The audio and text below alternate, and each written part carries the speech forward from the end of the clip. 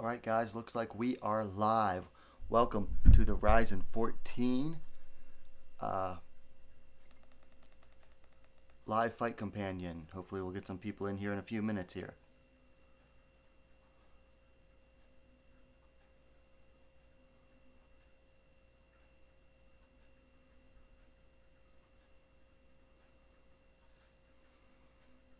Alright guys, looks like we are getting some viewers already. Thanks for tuning in.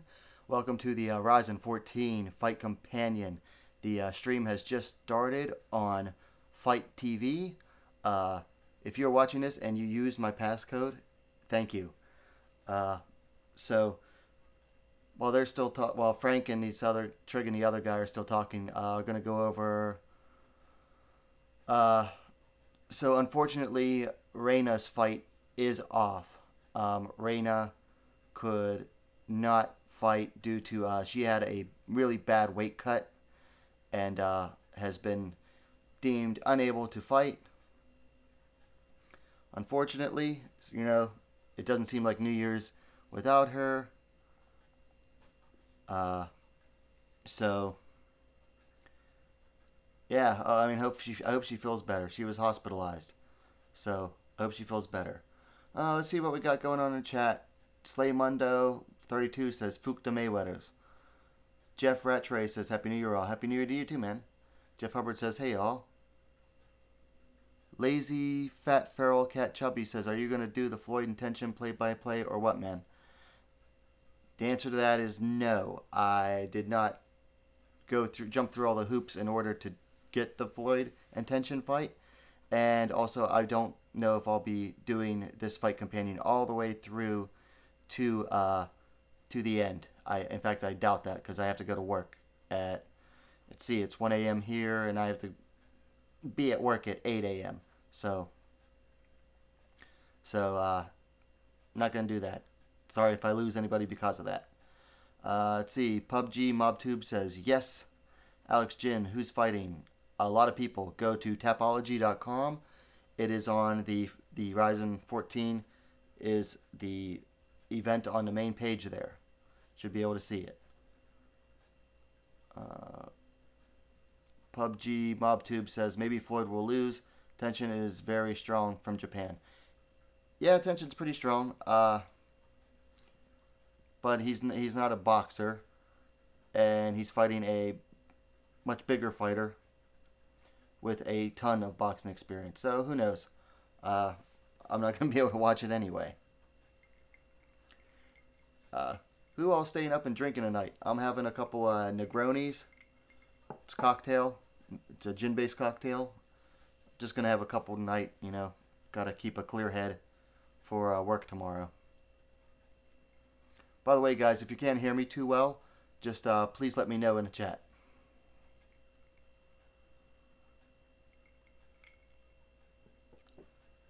So they're showing a fight card now. Nobumitsu Tyson. His real name's Nobumitsu Osawa. And Musayev is, they spell his name differently.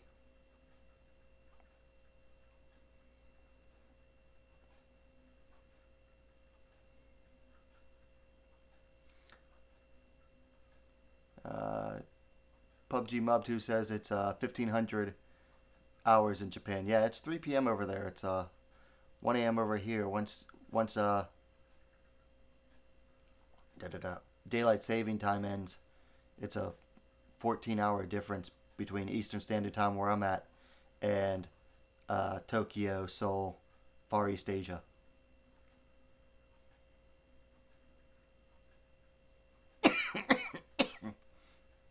Sorry guys, I do have a bit of a cold.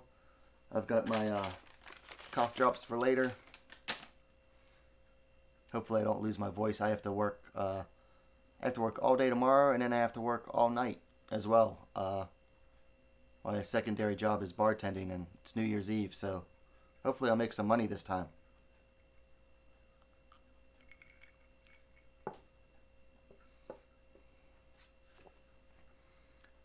So who all is watching and is active in the chat from Sherdog.com or the MMA community forums?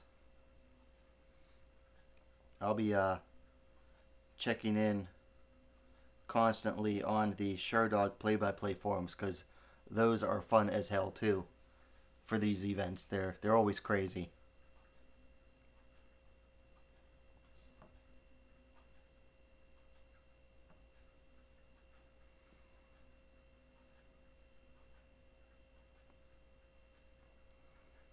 All right, looks like they're going to be getting ready to start the opening ceremonies.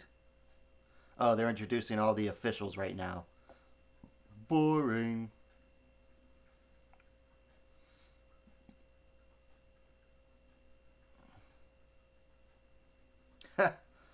Okay, so Kaposa at Grabaka_Hitman on Twitter has announced that on his Twitter that there are different glove sizes for Tension and Floyd. Tension's using 8-ounce gloves while Floyd will use 10-ounce. What the hell is the point of that? Lazy Fat Feral Cat Tubby says, what do you do as your main job? I'm not going to reveal that. I might have in earlier videos. I'm not going to reveal that here. There are things I want to keep private. Oh, you bought a ticket but you couldn't go. That freaking sucks. What happened? Why couldn't you go?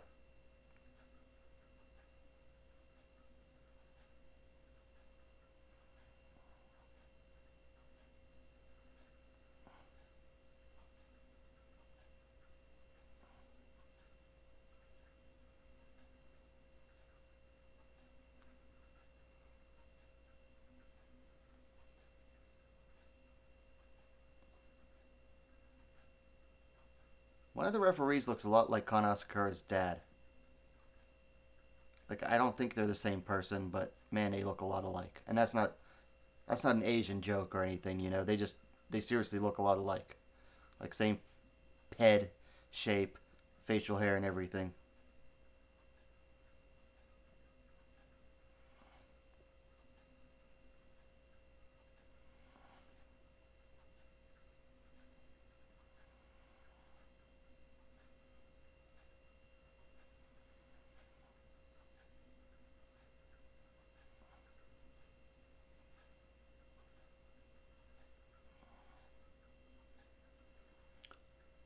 Okay, so Sherdog or Okajima is at the event, going through. Up, they're brightening up the lights. That's a good sign. You bought a ticket, but you had no money to go. That sucks. Yeah, Japan is not. From what I hear, Japan's expensive as hell. Like, you need to make that last train, or else you're stuck out all night, or paying a fortune for a taxi. I heard taxis there are ridiculously expensive. That's one thing I liked about when I was in South Korea. Taxis were cheap. Granted, they were hard to get late at night because they only wanted to go to certain places where they could get a near turnaround. Okay, so anyway, I was saying Okajima on Sherdog says he just arrived at the arena. The light setup looks sick. He says Rizin 15 will be April 21st in Yokohama according to the program. So February, March, so 3 months from now.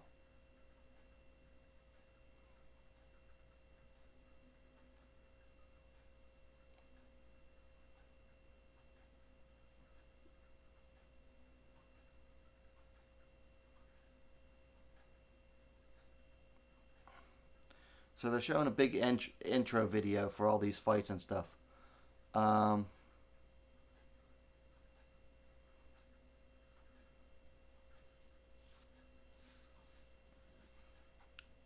Sometimes the pageantry is nice, but sometimes it's a little overmuch, in my opinion, for here.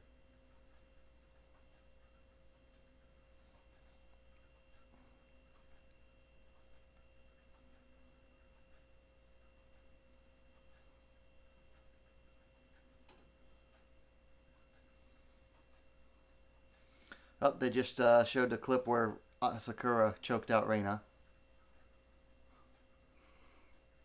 Wow, 36 or 38 viewers. Thank you guys for tuning in, everyone. Very excited. Very excited for this. And if you like it, please feel free to click subscribe. I will appreciate the subscribers. I mostly, if this is your first time watching anything that I've done, the channel's name is WMAC Now. I mostly only cover women's mixed martial arts, but being that there are several women's fights on this card, I thought I'd go ahead and do this event as well. Didn't think anyone else would be doing it, so why not?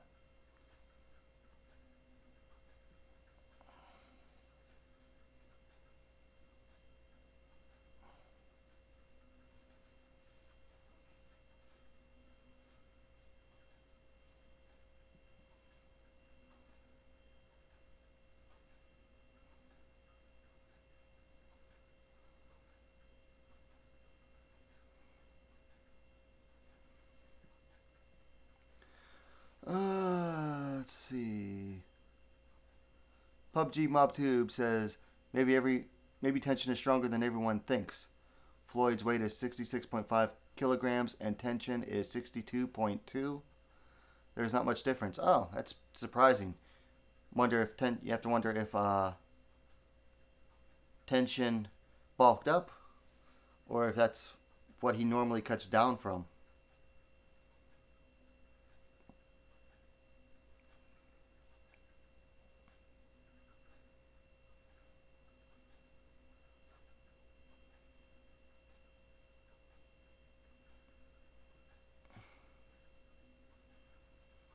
Oh, they're showing Mayweather. He's watching clips of tension, or at least that's the image they're presenting.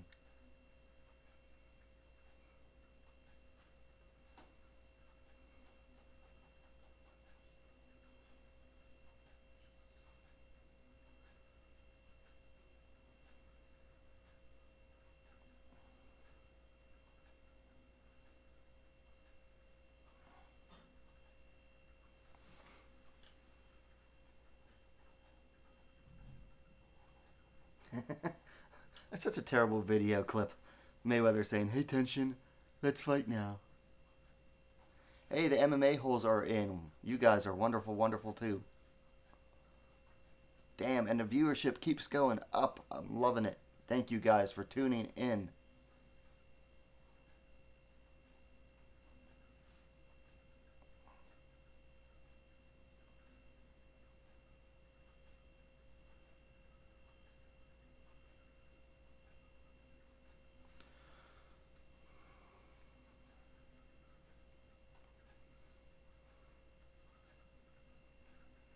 So MMA holes, are you guys in it for the long haul for this event? Because I'm likely not, but we're going to stick it out for as long as I can.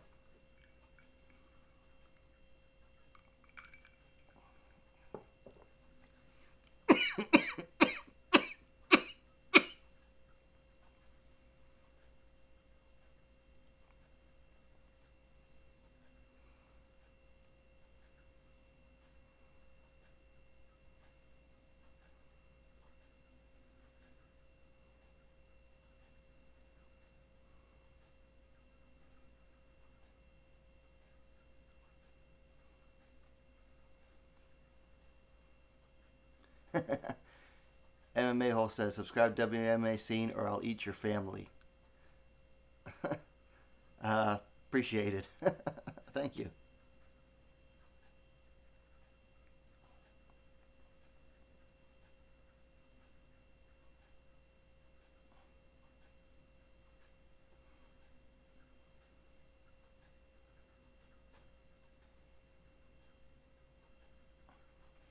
So the goofball that does the commentary alongside Frank Trigg, he's talking about, they do things differently here. It has to be big, it has to be blah, blah, blah.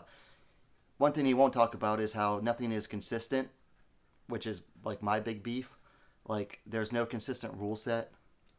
Some of these fights are going to allow elbows, some of them aren't.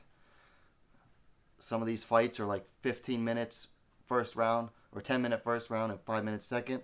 I think there's one fight that's actually has a 10-minute first round, a 5-minute second, and a 5-minute third. Very old school pride. Some of these fights are only 3 5-minute rounds. There's like no consistency, which honestly I feel is really lacking as far as what would make Rizin better. Some people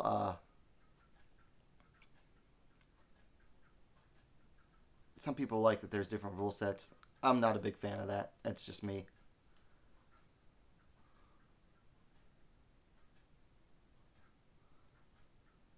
Okay, so the lights went back down. They're putting up the lasers. Maybe something will finally start now. I mean, it's 15 minutes in already. And by start the show, I mean start the actual...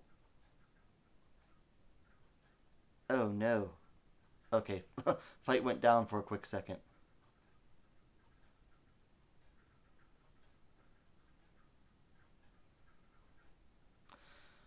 Oh, yeah.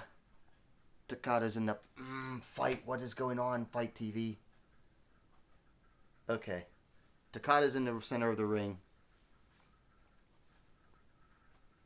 They're going full light effects. They have the lighted ropes. Takada's pointing to the sky, and it freaking freezes.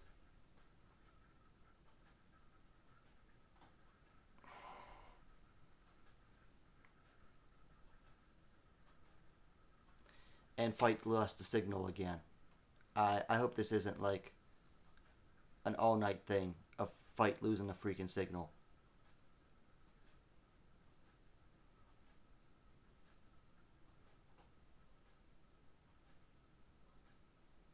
Man, that's kind of a weak opening ceremony. And they lost it again. What the hell, Fight? Is anybody else watching on Fight and having trouble with it? It's saying wait for incoming signal. Get it together, Fight. Get it together, Rizin. You're ticking me off, and I'm losing viewership.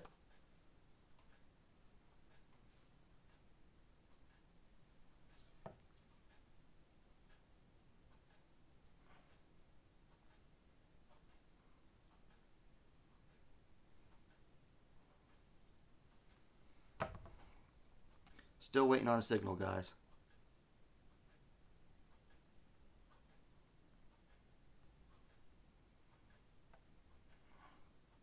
And it's back on for now.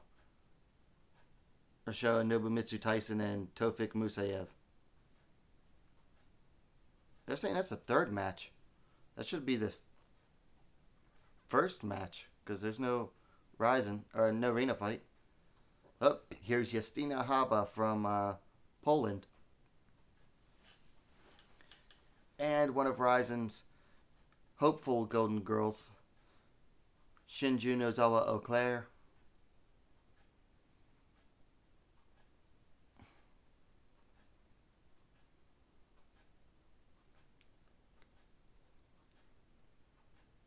Here comes Manel Cape.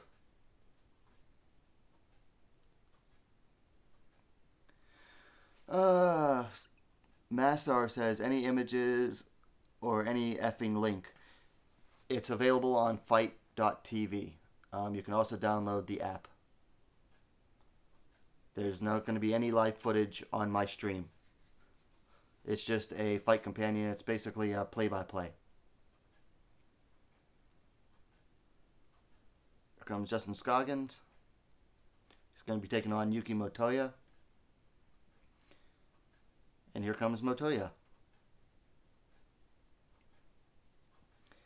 Master asks if it is free. No, it is $19.99. Now, if you are outside of the United States, it's going to be like $24.99, and you get the Tenshin Nasukawa versus Floyd Mayweather, what do you call it, exhibition boxing match.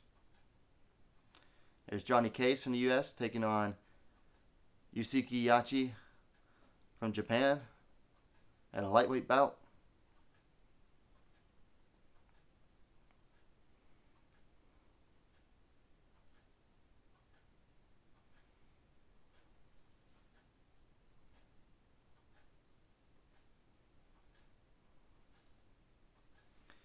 Here comes Rizin Yamamoto.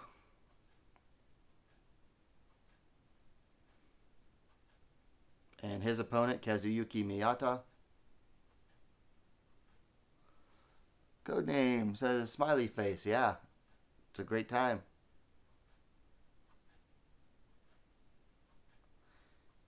Here comes the late Kid Yamamoto's sister, Miyu Yamamoto, of course, in the fight before that is her son, kid's nephew, Rizin.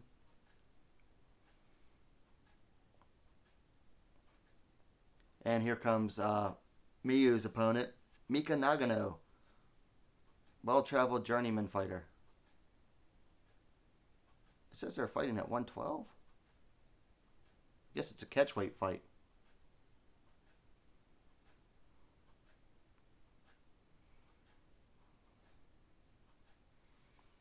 Here comes Australian Damian Brown, fighting at 155 pounds, lightweight. He's going to be taking on Darren Cruikshank from the USA.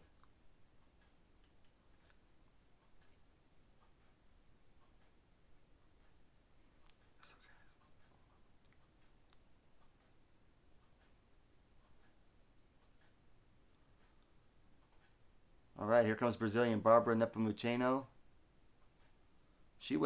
Says she weighs in at 204. Wow. She's going to be taking on the giant roid monster, Gabby Garcia. Blech, there's Gabby Garcia. Blech, blech.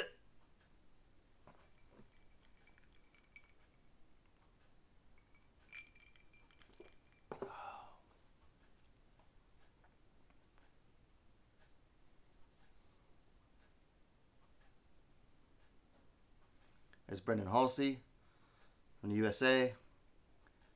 And now here comes his opponent, Jerry Prochazka. That's a light heavyweight fight.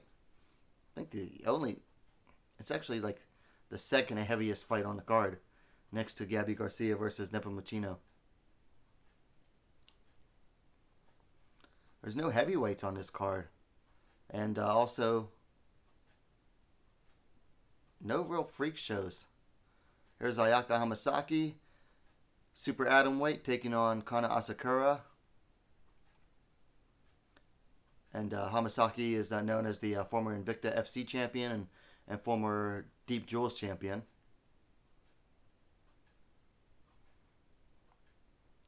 Here comes Bellator champion, American Darion Caldwell.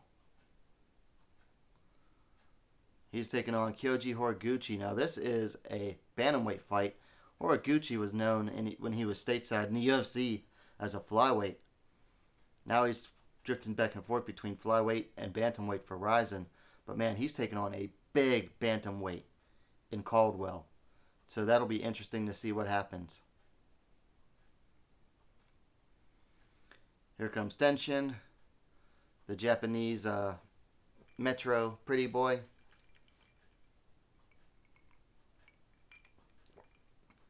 And his opponent, the 41-year-old Floyd Money Mayweather.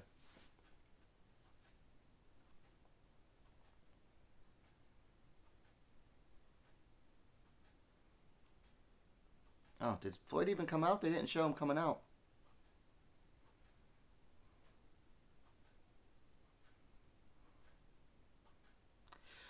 Gotta love how many fighters are either wearing headphones or have earplugs in, because they know they're going to set off freaking pyro and it's going to be loud. So they're trying real hard to block out the noise. None of them want to go deaf, and I don't blame them. There goes the pyro. It's right freaking behind them. Or right in front of them. I can't tell.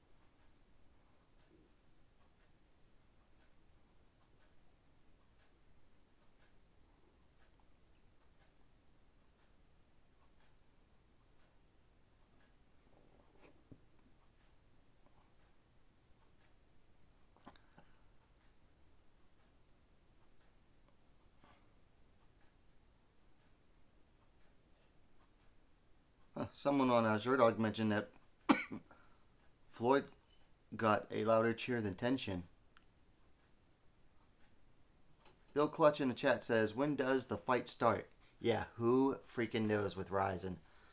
They got to make a big, dramatic deal about everything, which a lot of people like. I kind of like it too, but man, these like 5 minute intro videos, some of them last longer than the fights. It's kind of annoying.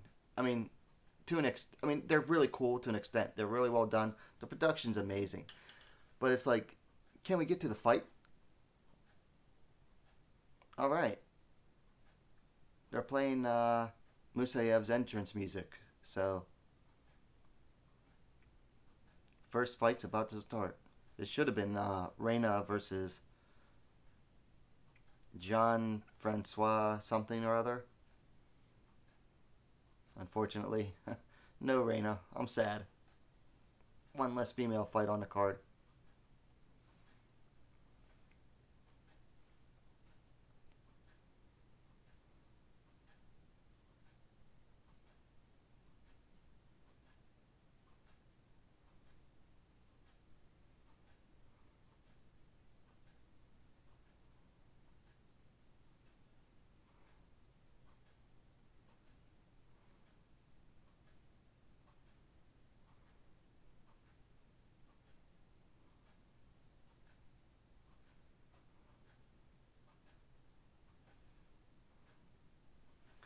Tufik Musayev. I'm not sure what country he's from. Let me see real quick. I'm not familiar with that flag.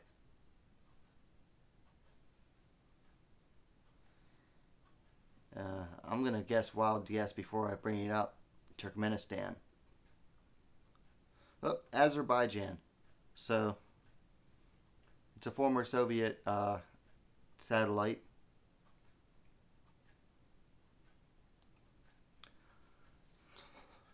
Georgia Painters in the chat says, where's the Rizin fights? This is a fight companion only. It's basically a play-by-play. We're going to have fun. Watch the talk about the fights, but I'm not showing any fight footage. You have to go to for that. Sorry. 1 second, guys. I'm going to switch the picture to the first fight.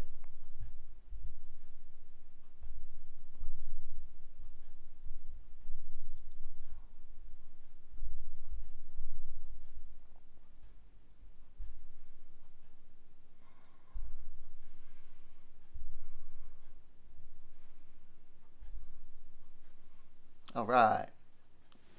Picture for the first fight.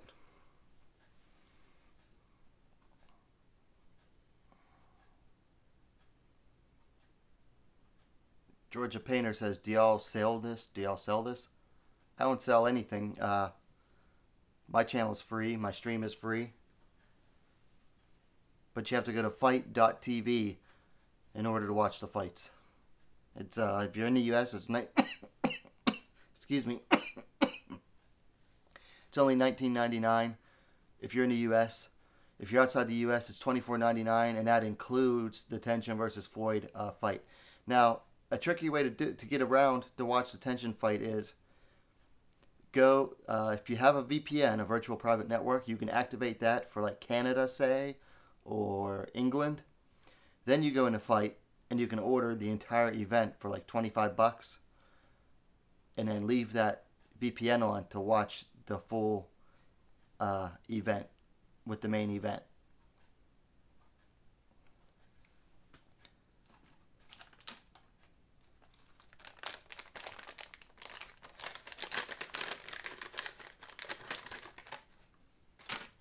All right, both fighters in the cage. Nobumitsu Tyson versus Tofik Musayev.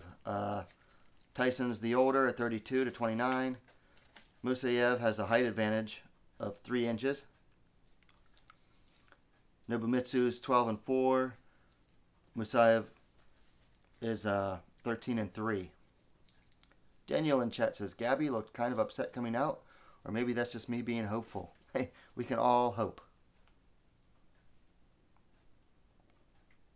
I'd love to see her get laid out like her buddy Cyborg did last night.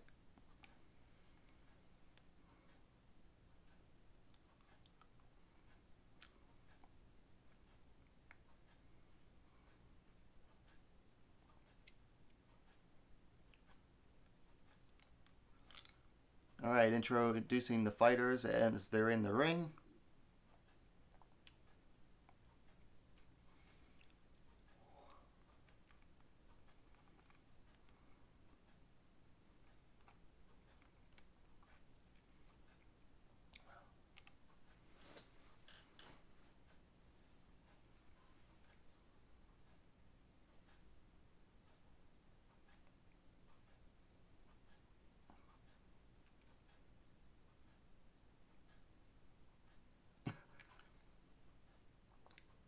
So the goofball that does the commentary talking about, you know, Musayev being from Azerbaijan, they're off.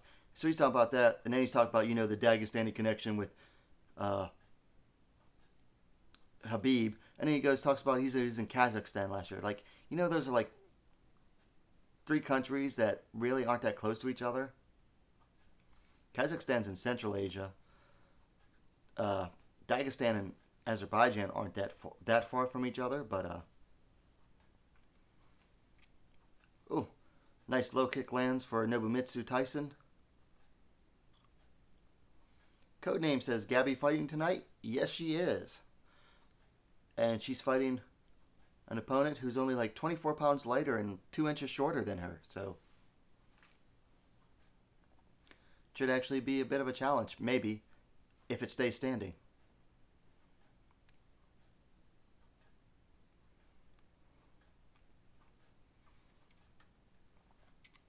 So this is one of the 3x5 fights, 3 5-minute rounds. Nobody's really doing much right now. Trading low kicks a little bit.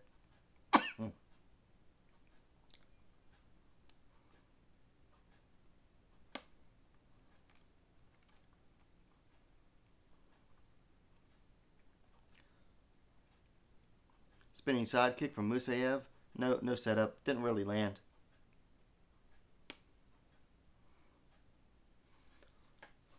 Oh, another low kick lands from Musayev. A very low kick for Tyson. The first couple rows on this one side they're showing are empty. Or almost empty. Which is unusual.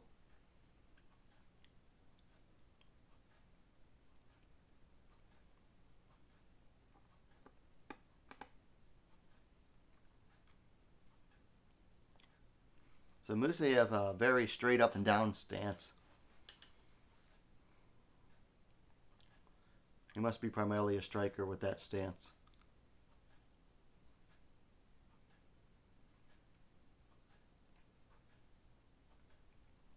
Low kick from Tyson. Oh, there went an exchange of combos right there.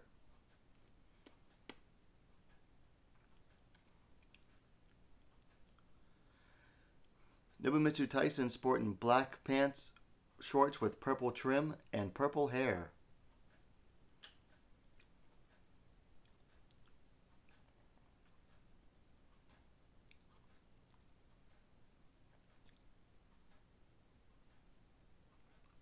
Oh! Nice exchange of combos there in the pocket.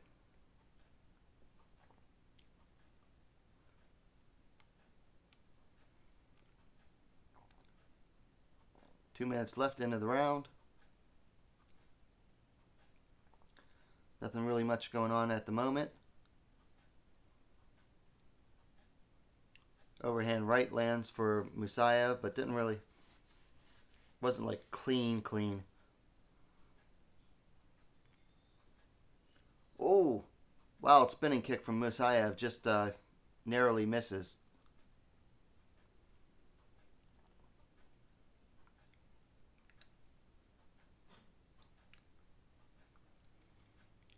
Oh, we got an exchange in the pocket, but both spin out. An exchange of low kicks just now.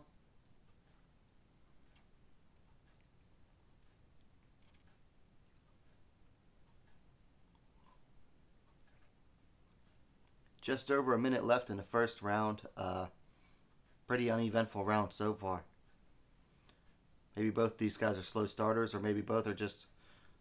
Seems like they're both struggling to really find their range.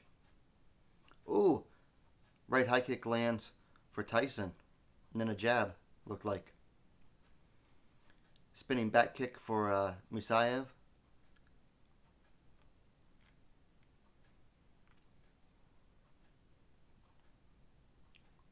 Overhand right for Musayev.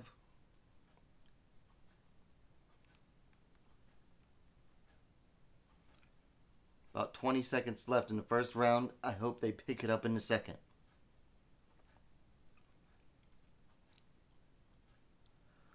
So Musayev has Tyson in the corner. He's going for a takedown to end the round, try to end the round strong with.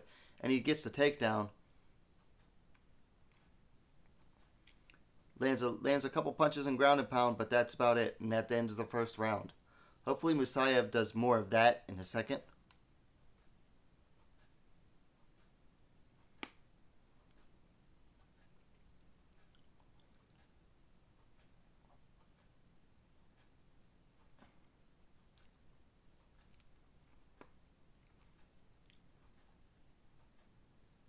So you mentioned an elbow. This must be one of those fights that they aren't allowing elbows. It's hard to keep track of these.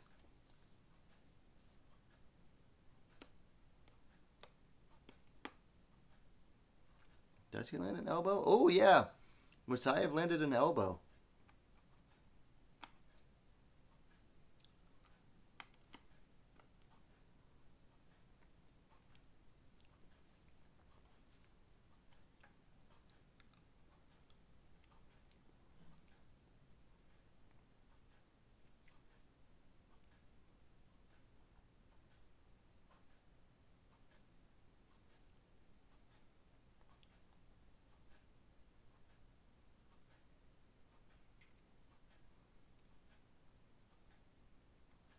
All right, second round's off to the start.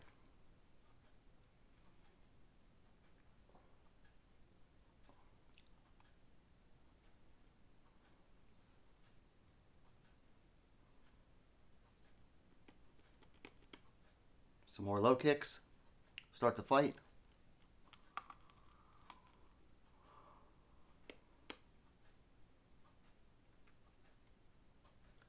Ooh, Musayev takes Tyson down and in the corner.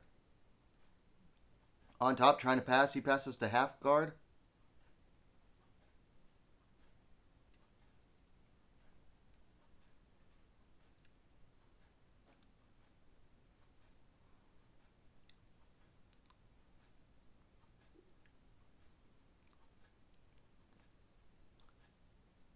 So we have Musayev still, I believe, in half guard, but landed some GMP. Tyson's trying to shrimp out and get away, but Musayev landed some pretty good GMP. Nothing really ferocious. It's more like, oh, there's some nice hammer fists, and Tyson's done. Tyson's out. He's not out. Yeah, that was it. The ref jumps in, stops the fight. TKO victory for Tofik Musayev. And my fight app just quit on me. What the F?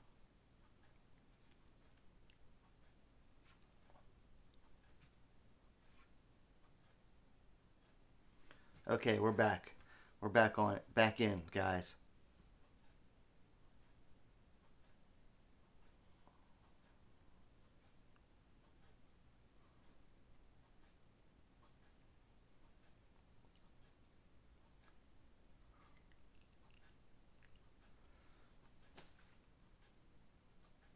Still problems with Fight, guys. Still problems with Fight TV.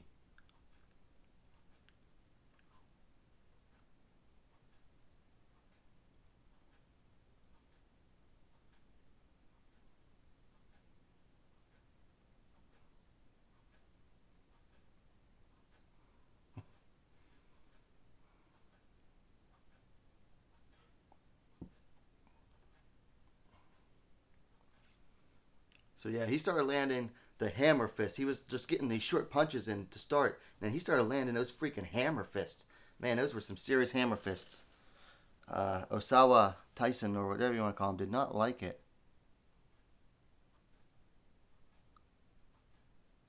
So Amazing Funny People is posting some links with the rules, highlight schedules, odds. I don't know that link. It's packymedia.website. So thank you for posting that, but I can't honestly recommend that people to go to a website that I don't know myself. Appreciate it though.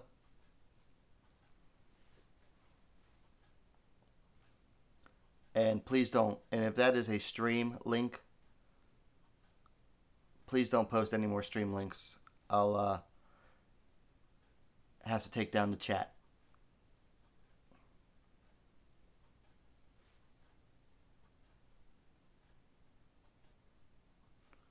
Okay, so they're in the video for the next fight already. Shinju Nozawa Eclair. You know her. I guess her mom is real famous in Japan. Amazing funny people. Stop posting that link or I will disable the chat.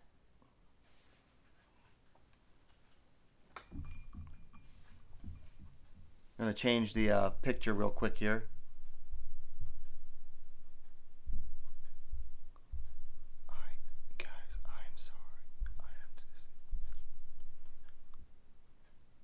Alright, there's a picture for Shinju Eclair versus Justina Haba.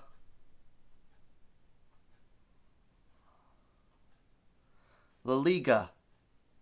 Guys, I will disable the chat. I don't want to, but I will disable it if people don't stop spamming it.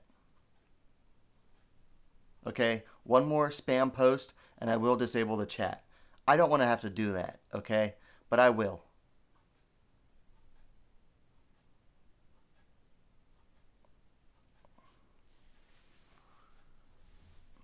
And if it's bots, then I'll be really sorry that I'm disabling the chat because of bots. But if one more person spams a link to somewhere else and it's the same link, so I know that it's the same people.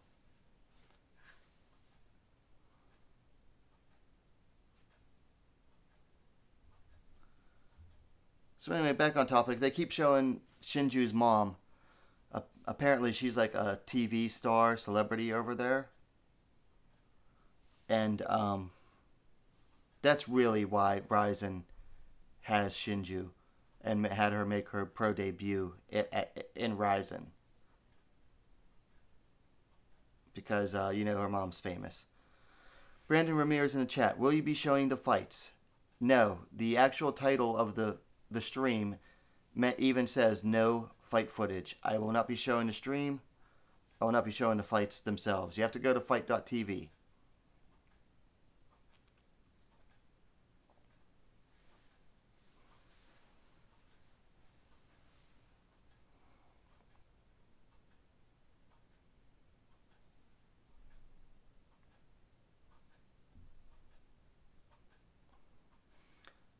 All right, here comes the poll. Justina Haba. La Liga, I will kick you out, okay? Guys, I'm sorry. I have to disable the chat temporarily. I am very sorry.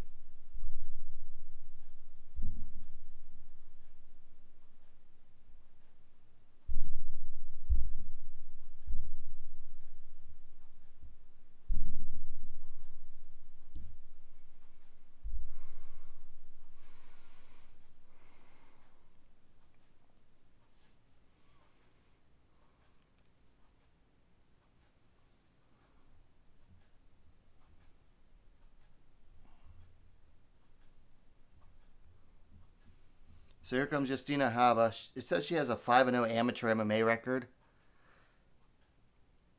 I don't know how true that is.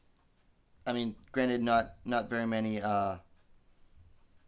amateur fights get put up on Tapology, but according to Tapology, she only has one, and that was from 2014. It's pretty cool, though. She's a veteran.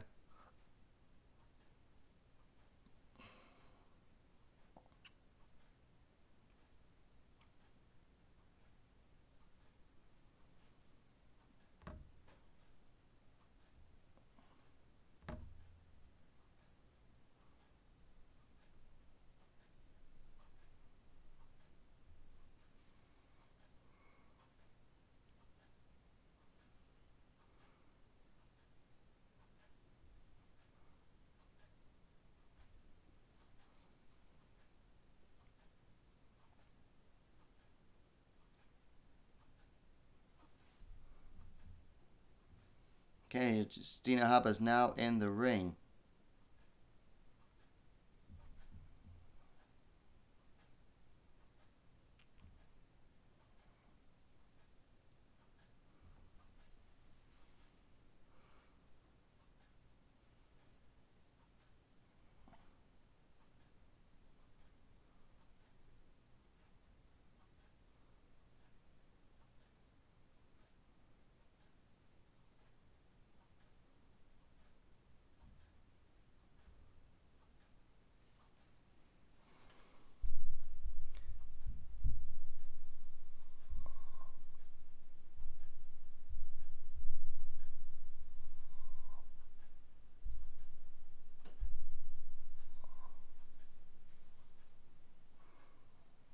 comes Shinju Nozoa Eau Claire. And there's the Saitama Super Arena mascot.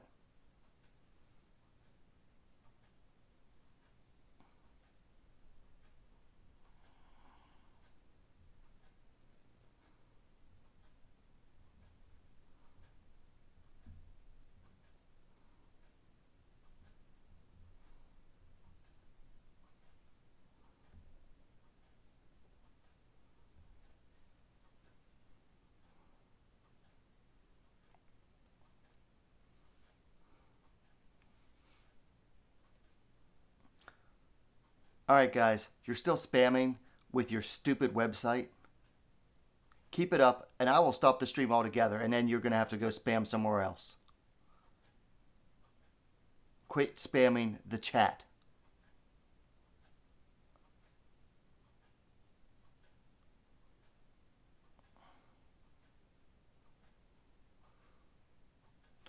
And I know that I'm probably dealing with bots. And I'm sorry that everyone trying to enjoy the chat is having to put up with this.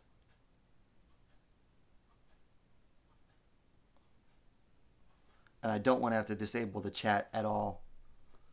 That's no fun to have a fight companion with no chat. But I gotta do something about these stupid bots.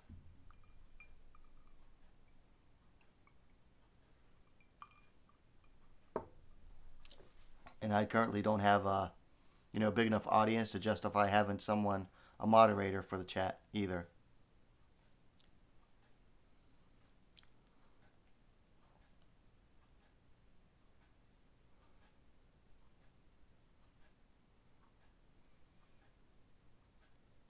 So Shinju Eau Claire dancing as she steps into the ring.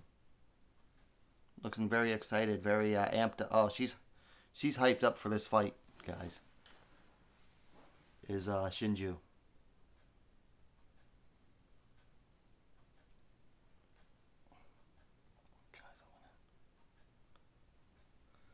All right. Tail of the tape. Shinju Eau Claire, 25. Haba, 27.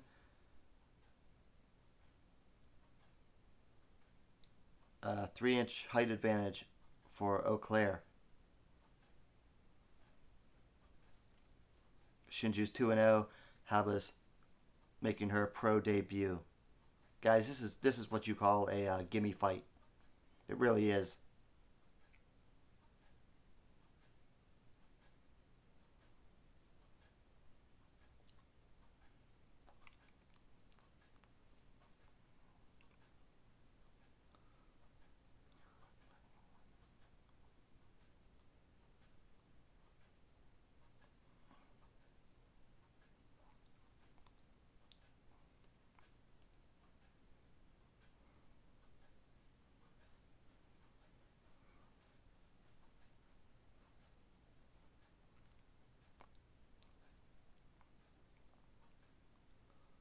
So all you guys watching, if you're participating in a chat and you're picking Nozoa Eau Claire to win, hit me up with a 1. If you're picking Haba, hit me up with a 2.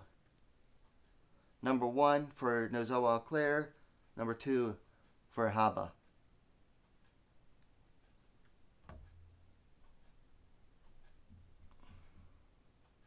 Alright, there's the start of the first round.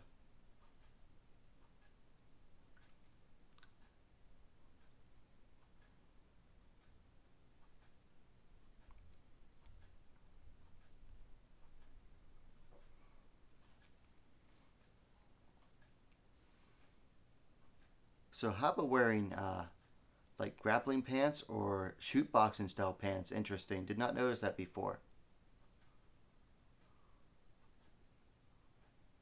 Nozoa Claire being the aggressor. Lands a nice push kick and then a low kick and a hook. But Haba backs her up with a check hook of her own. Ooh, nice hook from Haba. Low kick from Eau Claire.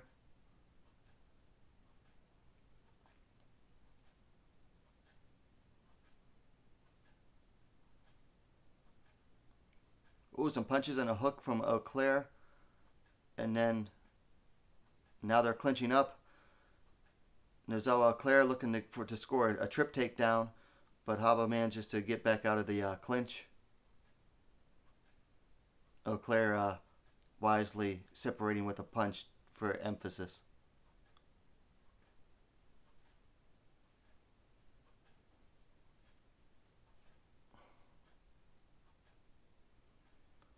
So we're down to 18 viewers currently. Not really worried about it. I'm sure we'll pick up some more in a little bit.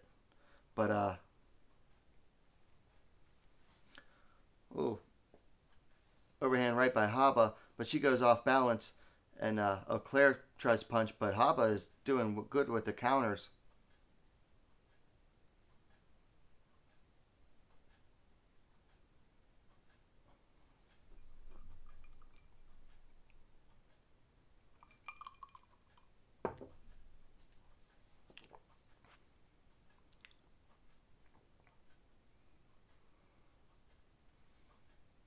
Claire with the ring generalship. Oh, Claire drops her. Looks like she caught her off balance with a punch. But Haba looking like might be going for an armbar. Or possibly a triangle. Claire now drops down to the ground to properly work. But Haba going for that armbar. Haba's got the arm. She's looking to stretch it out. Claire defending it by all means necessary. Using her legs. Ground strikes are illegal. And we got some other asshole in the chat with a link. Guys, stop posting links. Haba's still trying to stretch out that arm. I don't think she's going to get it from this angle. Looking like her top might even come off. Oh, no, now she's all right.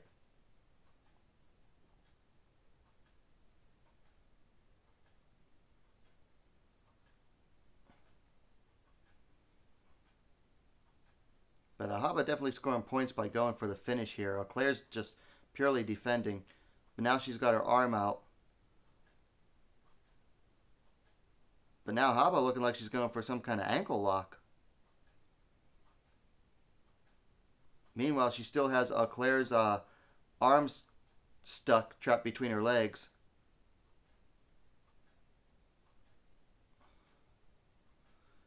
Now Claire's out. She's back on all fours. Oh, she's going to Haba's. She's going for back mount on Haba with about a minute left to go.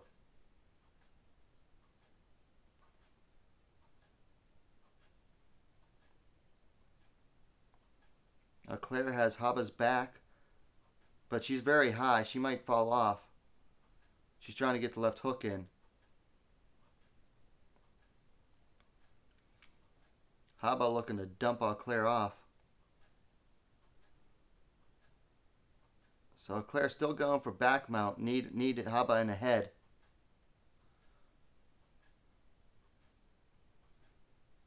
Claire definitely making better use of the rule set than Haba is currently.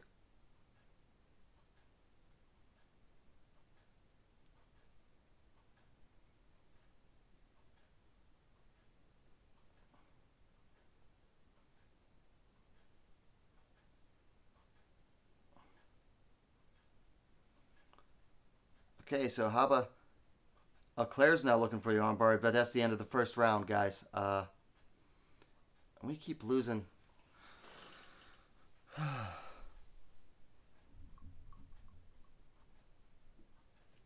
I can barely even see myself because of all the chat extends all the way across the screen, unfortunately. Guys, if you are active and in the chat, give me a what's up. Say hello. Let me know how your night's going. I want to know, and I want to block out these bots.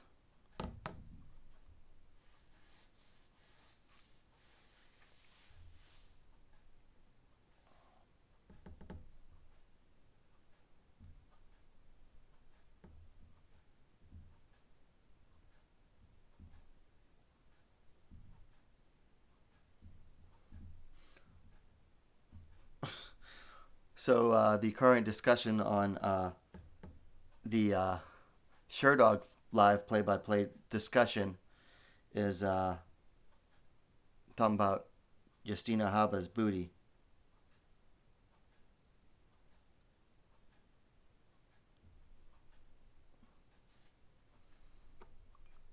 Ooh. Claire's eye is looking not good. Her left eye. Looking nasty. Ooh, nice right hand lands for Claire. It's backing Haba up. Haba right smartly goes for the clinch. Going for over under right now. Ooh. Breaks up the clinch and with the left.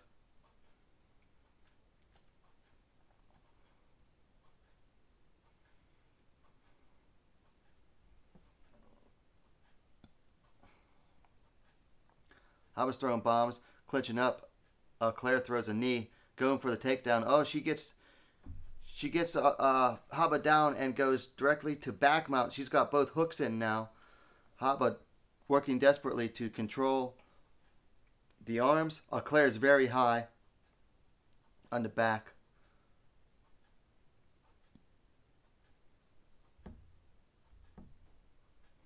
Doing good. Oh, now she's back. Haba scrambles, goes into the full closed guard of Claire.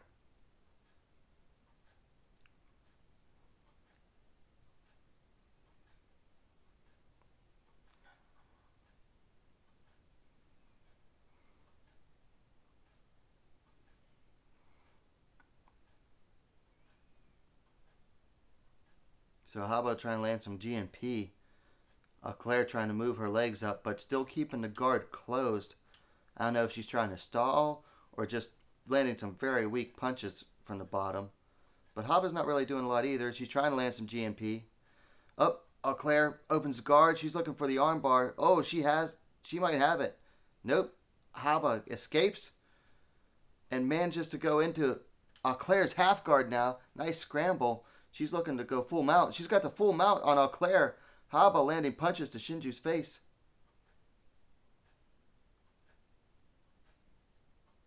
Haba got the full mount on Claire.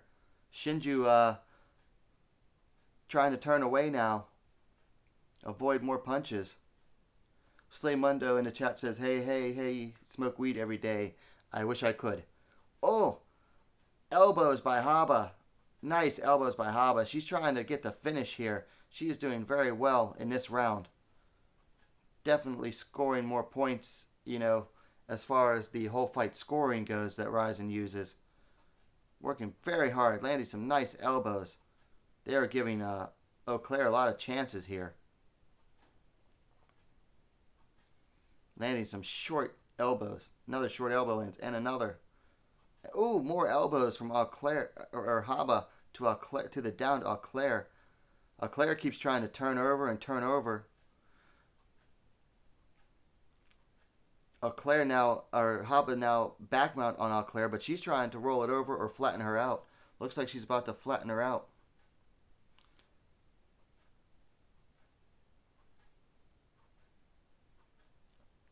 Haba now looking for a rear naked choke on Claire. She's got the arm in. She's squeezing. Haba squeezing. Haba squeezing. Haba squeezing. She's stretching Claire out. Claire's about to either go out or tap. I think she just tapped. Now she's out. Claire is out, guys. Claire is out. That's the end of the fight. Haba, Justina Haba, choked out Shinju Claire. Claire's waking up. Man, she's looking messed up too.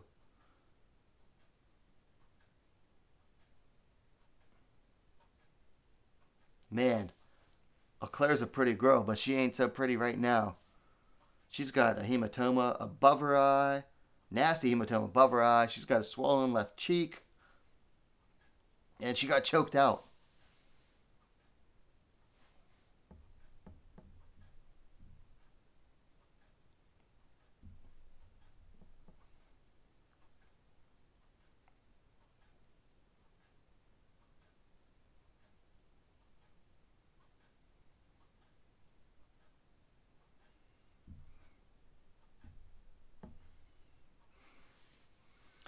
Ooh, guys, the hematoma above Shinju's left eye is like, it's a ping pong ball size almost right now.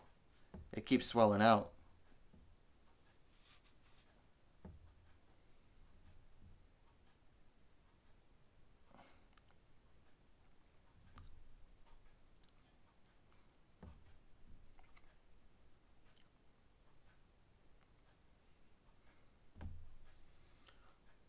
some nice elbows. They're showing in the replay, and now they're showing a choke out.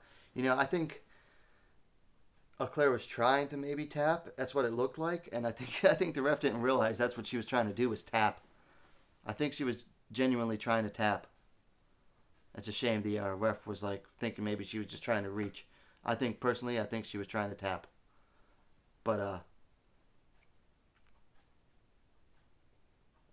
course, now the commentator is praising the warrior spirit of Auclair.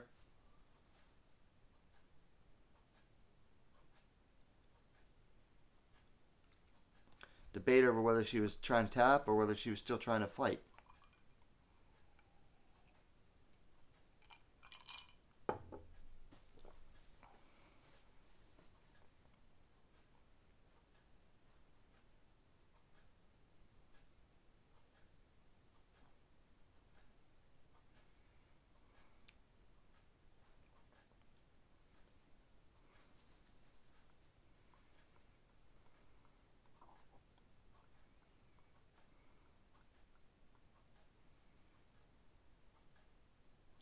Both are making their way out of the ring now, and guys, my ice is almost melted and my drink's almost out, so I'll be right back. I'm just going to get up and walk, 10 feet away, get more ice out of the mini fridge, and pour myself another drink for a second.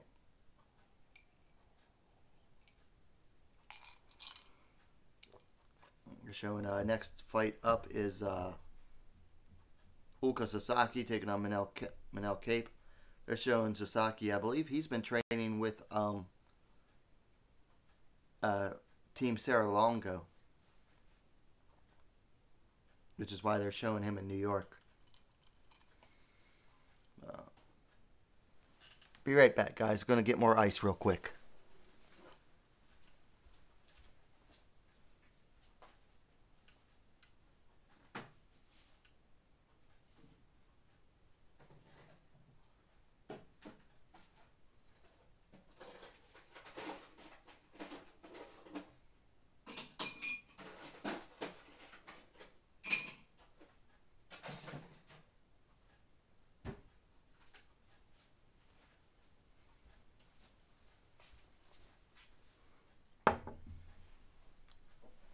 Alright guys, so I think I got a solution to the problem with the chat being all over the screen here. Let me see if I can fix it real quick.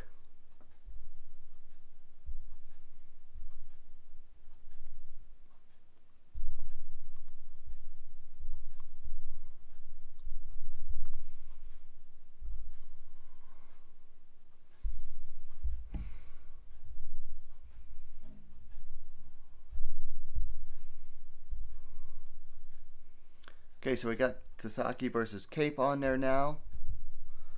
And hopefully the chat is no longer on the video screen. You can still watch it on the side. So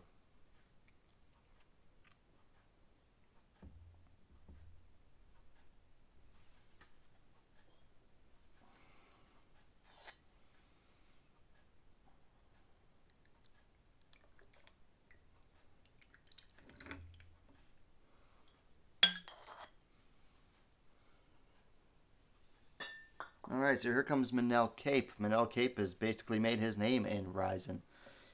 He's 12-3. And I'm not sure where else he fought before Rizin. He's fought, let's see, 1, 2, 3, 4, 5.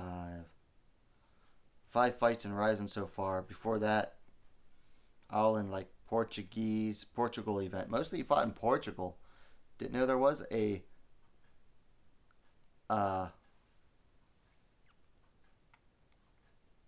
any MMA in Portland. In the chat, SlayMundo32 says, do you know what time the Mayweather Tension fight is? I'm guessing that's Central Time. I honestly wish I could tell you. You know, I'd set my alarm for it too if I knew, but I'm not sure what time that fight is going to go on. I probably won't stay up enough for it anyway. I'm already getting tired. It's only 2 o'clock. Only been 2 fights so far. DG says, did Reina win? Unfortunately, Reina could not fight tonight, DG. She was rushed to the hospital over a bad weight cut. Very surprised. You know, you don't expect these Japanese fighters to be cutting much weight. And what's really bad is that, you know, Rizin decided on that weight class at the super atom weight is like around 108 pounds. And they created that weight class for her instead of going to a regular atom weight. And man, that's real bad that Reina is having a hard time making weight for the weight class created for her. It's a shame, really. Anyway, I wish Reina all the best. I hope she makes a speedy recovery. I hope there's no permanent damage.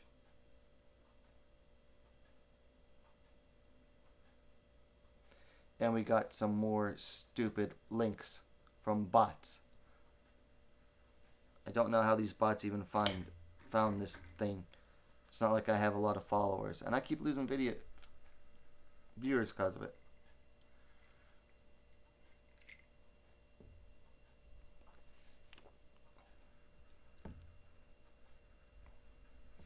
So Manel Cape's in the ring. Here comes Ulka Sasaki. And I think Ulka Sasaki, isn't he the... I want to say he's a UFC veteran. Yeah.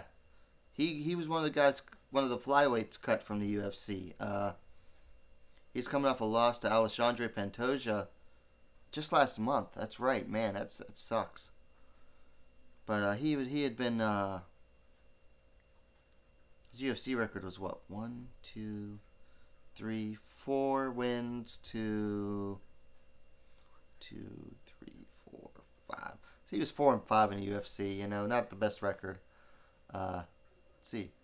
DG says, sad to hear that for her. She'll be back. Best to her. I agree. Somebody with Japanese writing says good. Slaymundo 32 says he does look oddly familiar. Yeah, so he's fought Justin Scoggins. He fought Wilson Hayes. Juicy Formiga. But yeah, he just fought last month. Well, a month and a half ago, really. At UFC Fight Night 140 on November 17th. Lost to Alexandre Pantoja by rear naked choke. 2 minutes, 18 seconds of round 1. The guy with the name in Japanese writing says, I want to watch Rizin. Thank you. Go to fight.tv.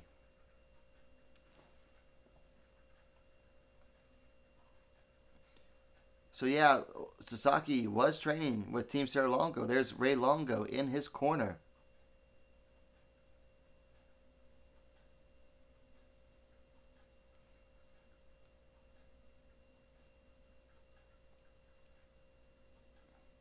Just changing the headphone here.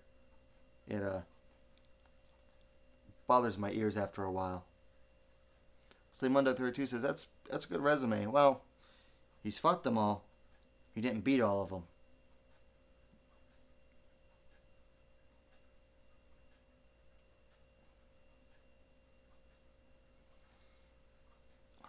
I wish I knew how. Other than stopping, pausing the stream.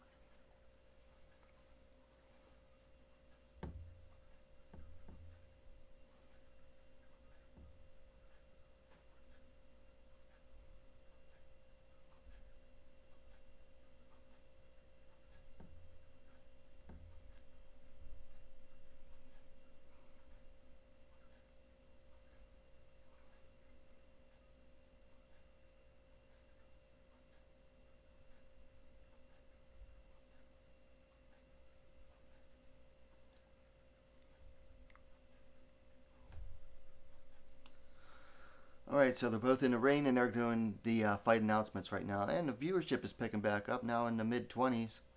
Thank you guys for watching. Julie N says somebody have a link. So there's some bots that are spamming links. But other than that, go to FITE.tv. It's $20. It's worth it. Support the sport, guys.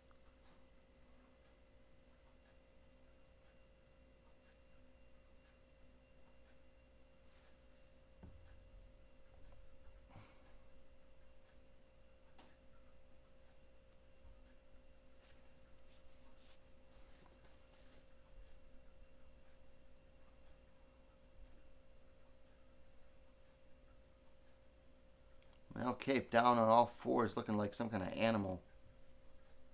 Looking hungry. Like a hungry animal is what I mean. Alright, so start of the first round. 3, 4, 5 seconds into it. Sasaki coming forward on Cape. Sasaki looking much like a bantamweight too.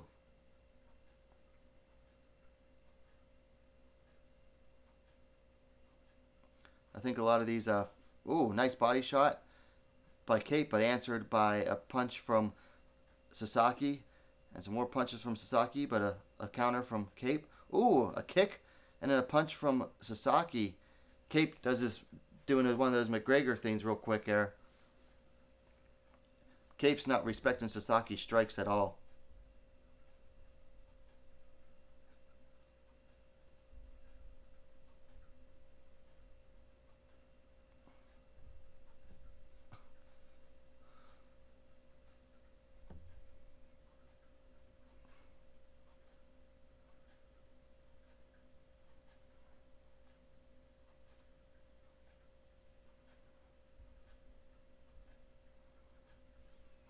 Yeah, they even mentioned it in the commentary that Cape has no respect for Sasaki's striking.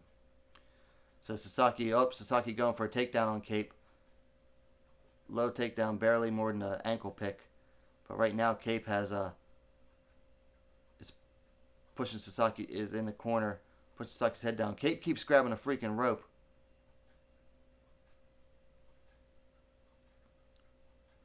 Sasaki's still going for the leg of Cape, but Cape is basically out of it. Almost out of it. He's pushing Sasaki's head down, trying to get his leg out. But Sasaki's being very persistent with it. And Sasaki gets Cape down. Sasaki working for the guard, working in a half guard of Cape, but Cape gets right back up now. Oh, Cape gets Sasaki down. But Sasaki's back up. Now he's got Cape down against the ropes. Cape trying to... Cape's playing dirty. He's trying to escape through the ropes, but the officials are having none of it.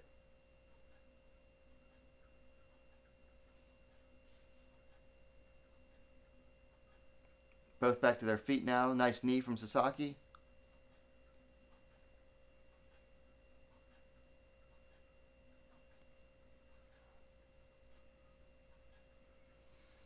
Sister football. F you, buddy. Quit posting links. Damn Russian bots.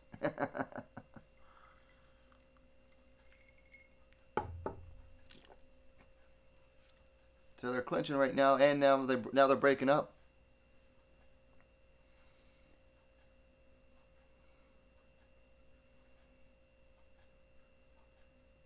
Two minutes left in the first round. Oh, high kick from Sasaki, but it doesn't really do much. Cape's still not respecting Sasaki at all. Sasaki needs to do something to earn some respect from Cape. Of course, that's just who Cape is, though. He's flashy. He's loudmouthed. Low kick from Sasaki. Another kick from Sasaki. Cape not really doing a whole lot this round. I don't know if he's looking for the big knockout or... Oh, now Cape's coming forward a little bit. We got a nice left jab from Sasaki. Kick to the body. Another kick from Sasaki. Cape not doing a whole lot this round. Ooh, knee from Sasaki. Push kick from Sasaki. First round is all Sasaki. Now, Sasaki, another takedown attempt. 45 seconds left. He gets Cape down. He's working in from the guard, full guard of Cape, but he's got him pushed down against the ropes. Looks like he's going for side control. Ooh, Sasaki almost, I don't know how you describe this position, but he's landing some GMP on Cape. We're trying to. Like a turtle mount on Cape right now. Sasaki on back mount of Cape. Sasaki's got back mount on Cape. He's going for rear naked choke with only one hook in. Oh, now he goes back to the side. Sasaki landed some elbows to the side of Cape's head. Cape trying to... Oh, Cape gets back up and gets Sasaki down to the ground in side control, but there goes the bell just as Cape gets to the side control of Sasaki.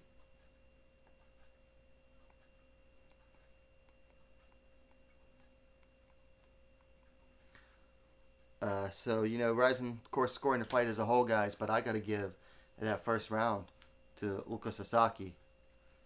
I mean, I would say, you know, overall right now, yeah, right now so far, it's all Sasaki this fight. It's hard to justify Cape as winning this fight. I mean, Cape did land some strikes, but Sasaki was controlling where the fight went. Sasaki was throwing more strikes, landing more strikes. Sasaki with going for the finish.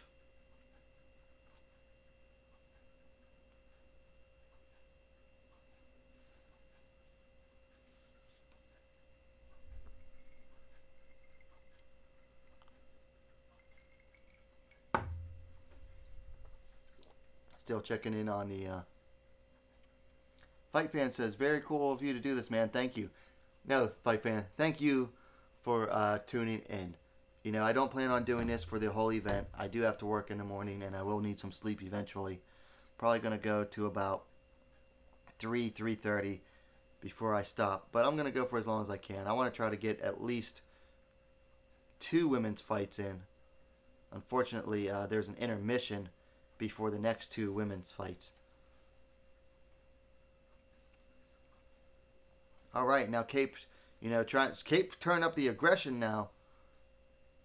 Oh, Cape knocks down an off-balance Sasaki. Sasaki gets back up. He's looking to finish the takedown on Cape. Cape moving to the side of Sasaki. Cape trying to get back up. Ooh, lands a nice knee to Sasaki on the way up. Both on their feet now. Sasaki has that height and reach advantage. He needs to try to stay on the outside. Ooh, Sasaki with a nice, quick easy takedown. No setup on it on Cape. And Cape's... Ooh, he went just past half guard. Went straight to side control. Cape trying to turn over, grab a leg to... Cape's still showing, you know, he's not very good on the ground. He's trying to control the wrist. Sasaki has control of one wrist. Sasaki moves straight to freaking back mount out of a scramble with the choke on Cape. Sasaki got one hook in so far, working for a rear naked choke. It's rear naked choke attempt. He's not under the chin. He's around the jaw, a la Habib versus McGregor, but he's going to reset and keep working for it. He's got one hook in on the back of Cape. Cape really laying on his right side right now. Sasaki landing some left hand punches to Cape's head, mostly being blocked by Cape. All right, and Cape gets back to looks like maybe half guard possibly.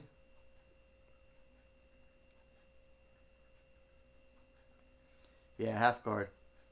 But Cape's on his left side, and Sasaki's gonna be mostly inside control.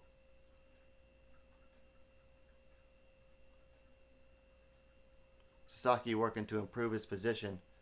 And Cape really still showing he's not that very good on the ground. Mostly just trying to push Sasaki off of him.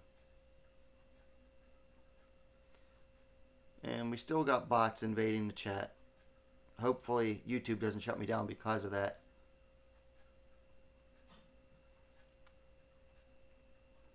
So Sasaki has Sasaki takes down Cape against the ropes.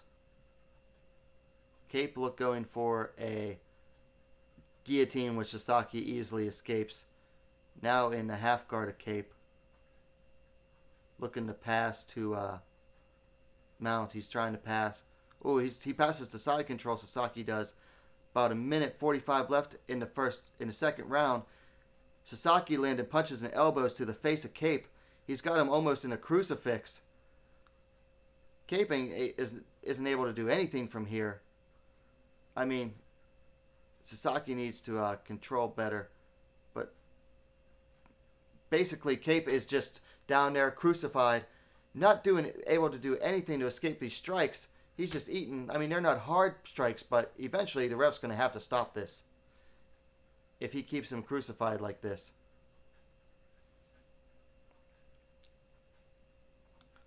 All right, so Sasaki goes to converts to full mount. Cape rolls over. Sasaki takes the back mount, going for the rear naked choke again.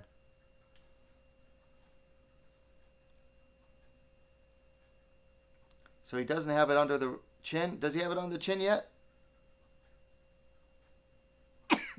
Does he have the neck? Sasaki got the rear naked choke in. No, I think it's still on the chin. Still on across the chin. So Cape is out of the rear naked choke, trying to defend. But man, Sasaki just says, you know what? Screw it. I'll just squeeze your face. Now he's going to punch him some more.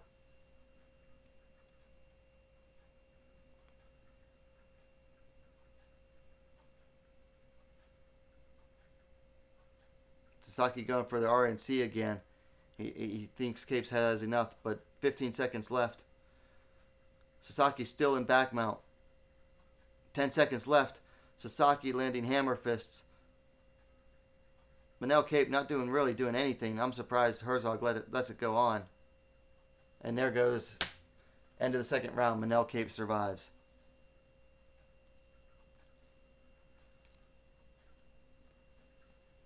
Not much going on in the chat tonight. Guys, let me know what you thinking so far. Please, in the chat. Besides the bots.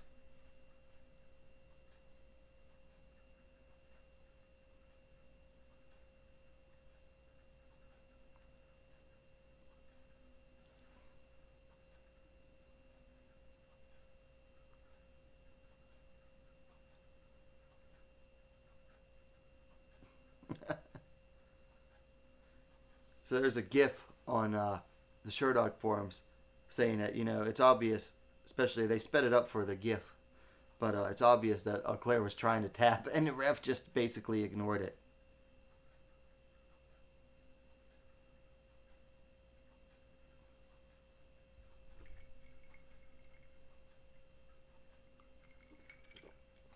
They're talking about Ray Longo, you know, he's urging Sasaki to hurry up and finish this fight, you know.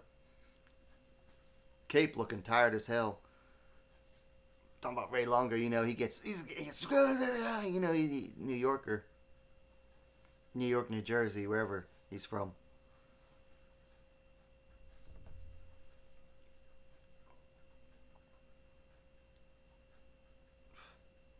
Cape whiffing a punch so far. Cape trying to close the distance, but man, he's looking tired and a little off balance. He's leaning real forward on his front leg.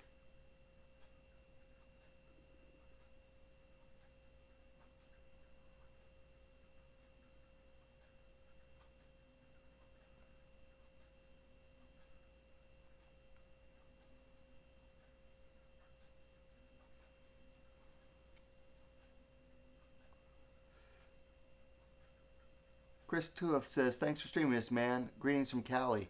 Well, greetings from southwestern Pennsylvania. I'm near Pittsburgh. What part of Cali are you from, Chris Tuath? Slaymundo32 says, what's the W stand for in WMA? Women. Women's Mixed Martial Arts. My channel is dedicated entirely to WMA. But I'm doing this because there are several women's fights on the card tonight. We missed out on one of them. Unfortunately, you know, with Reina versus the French girl being canceled.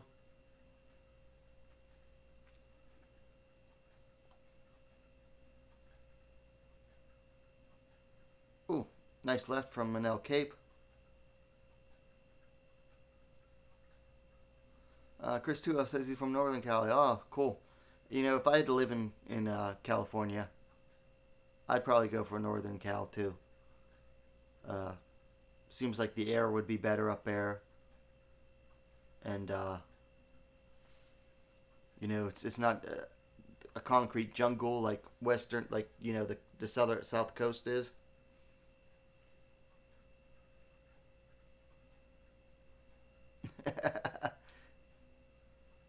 Ray Longo yelling, follow with the head kick, follow with the head kick. There we go. I didn't even realize Sasaki's wearing wrestling shoes, man. I haven't seen a fighter wear wrestling shoes, I don't think, in a long time. Either that or I just didn't notice. And they're letting him kick with wrestling shoes on. Back when the UFC was still allowing wrestling shoes, I think before the Unified Rules era, they would allow the wrestling shoes, but they wouldn't allow kicks. Sasaki's kicking with wrestling shoes on. That's going to freaking hurt.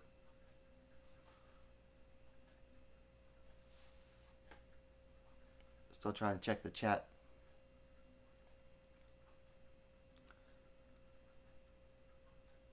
Jab to a single from Sasaki. Manel Cape landed some nice hammer fists to Sasaki, but Sasaki still moving forward. Gets the other leg. Moves to side control. Sasaki now in side control of Cape. Up back to half guard. Cape trying to well, Cape looks like he's just trying to hold on for dear life and stall, that usual move from bottom. Sasaki in the half guard trying to land some short punches to Cape.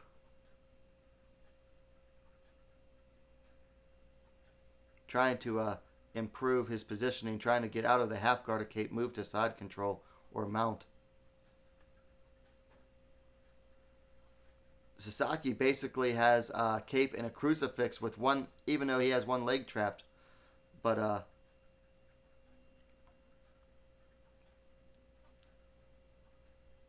Sasaki's still trying to go for the finish. But man, this has been a bad fight for Manel Cape. He's on. I mean, he didn't really do much of anything in this fight.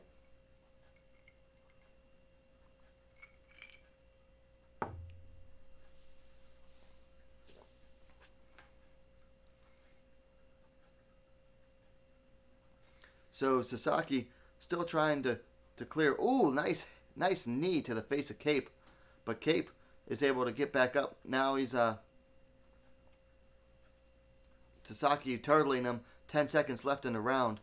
Landing some punches to Cape. And there goes the end of the third round. Two fighters embracing each other, saying good fight. But you got to think that there's no way Cape won this fight. Chris Tuoth says NorCal is definitely much better than SoCal. Lots of open space. Perfect for an outdoorsman. I'm not a huge outdoorsman. I kind of like hiking, although it's been a long time since I've gone hiking. I'm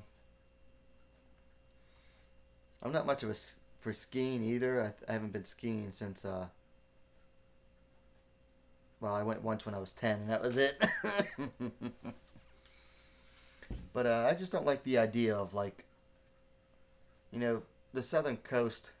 So much of it I've heard it described as just a concrete jungle, and it's just nothing but pavement for miles and miles and miles. And the cities, it seems like they blend in. You barely left one city and you're in the other. And plus, they're all just using so much. SoCal seems like they're using up all of NorCal's water. I don't know. That's just what I read and see about, watching things like Vice.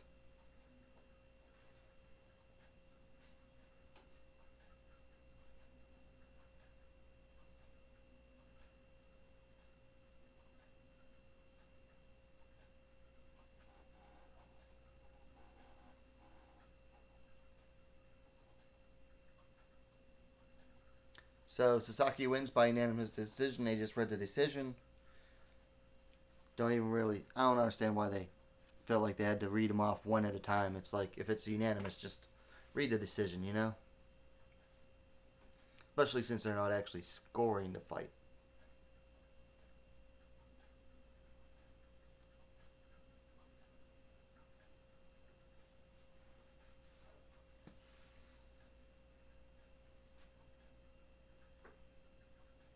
It's a good win for Uka Sasaki. Return to Japan. Gets a win in the biggest show of the year. Good for Uka Sasaki.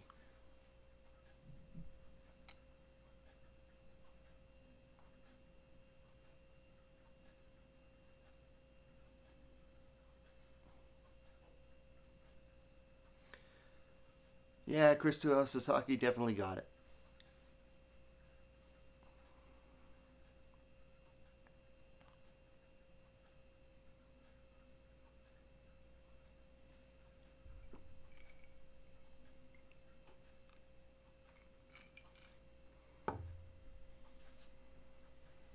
Sasaki making his way out of the ring now.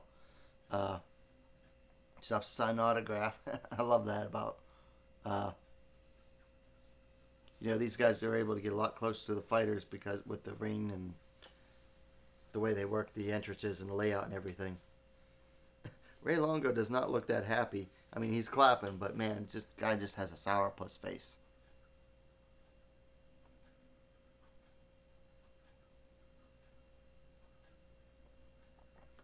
Alrighty, they're going to the next video for the next fight. Yuki Motoya taking on, who's he taking on?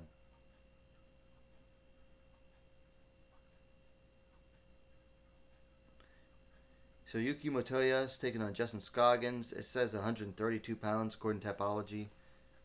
Whatever that is, flyweight, bantamweight, catchweight, I don't know.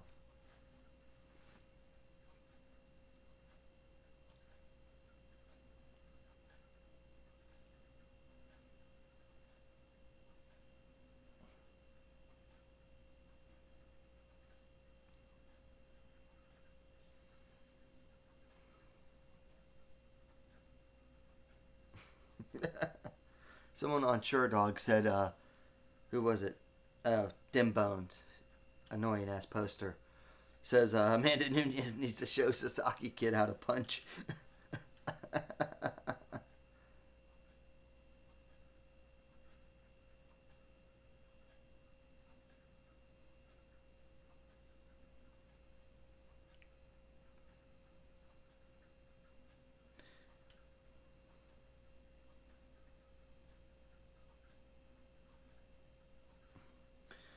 So Vulcan on SureDog says, if there's anything Justin Scoggins is good at, it is finding ways to lose fights he is winning. So that'll be interesting to see.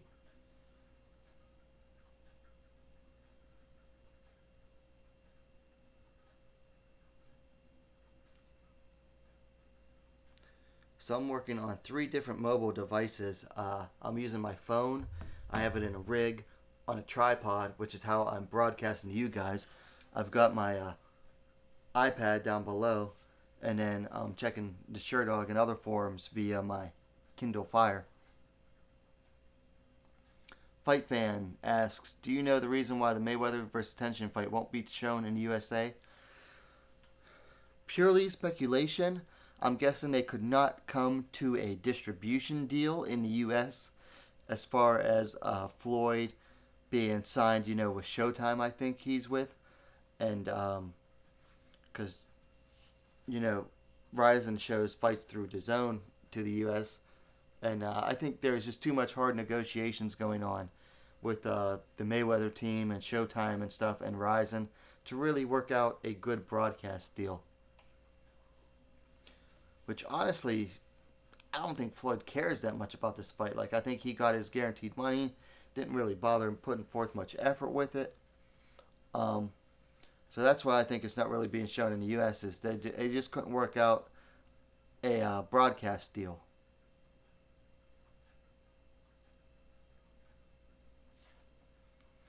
So J Tradays Crypto, they said they're not broadcasting it in U.S. and Japan. Well, technically, it's being broadcast in Japan on Fuji TV. Like, they're not broadcasting it out on the internet, but it's going to be in broadcast over Fuji TV, which really, that's what Rizin cares about more than anything. They need their Fuji TV ratings to be good. So Yuki Motoya coming out with the deep symbol So Yuki Motoya representing Deep. Deep's one of the like top 3 regional Japanese promotions. Probably possibly the best. What I like about Deep is that they have events in both the ring and the cage. They also own the all women's promotion, Jewels, which they renamed to Deep Jewels. The other 2 big regional promotions in Japan are Pancrase and Shudo, but Shudo is not run like a traditional promotion. I mean, it's easy enough to explain, but I won't go into it. Well, yeah, I might as well. Shudo is run by the Shudo Commission, but their fights are promoted by different fight promoters, much like boxing is.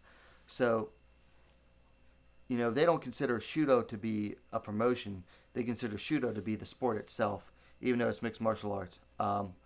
And so different promoters like Mob Style, or I don't know if they'd still do it, but there used to be this promoter called Sustain that ran the best Shudo events with very stacked. And some of those promoters actually sign some of the fighters to exclusive deals unless they have to fight, unless they're like champions and they have to defend against certain fighters. So Shudo is run by its own commission, but then they license promoters to promote it. Okay, so they're announcing the fighters. Justin Scoggins. Just gonna announce Justin Scoggins.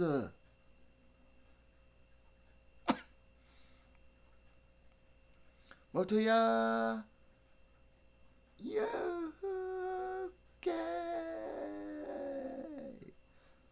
I do like the way the Asian announcers work. Fight Fan asks, what do you think about Caldwell versus Horiguchi? Who you got? Ooh, that's going to be an exciting one. I hopefully it's still on when I wake up and I can watch it. I think Caldwell might be too big for Horiguchi. Just too big, too smothering of a wrestler. But Horiguchi's very fast. And it's in a ring, which I don't think Caldwell's ever fought in. So it's up there, man. I think if it goes to the ground, Caldwell. But if they stay standing, Gucci might get him. Horiguchi might. Got some Japanese posters. Welcome, welcome. Thank you for tuning in. I can't read. What is it called? Katakana? I can't read Japanese writing.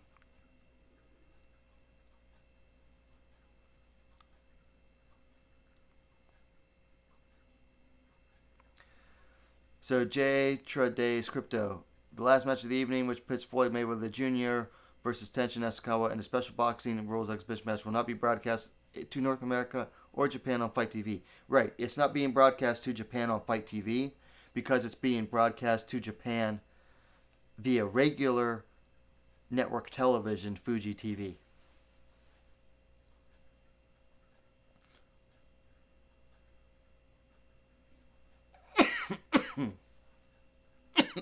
Ooh, high kick from Scoggins lands. More grazing than anything. Lands a punch.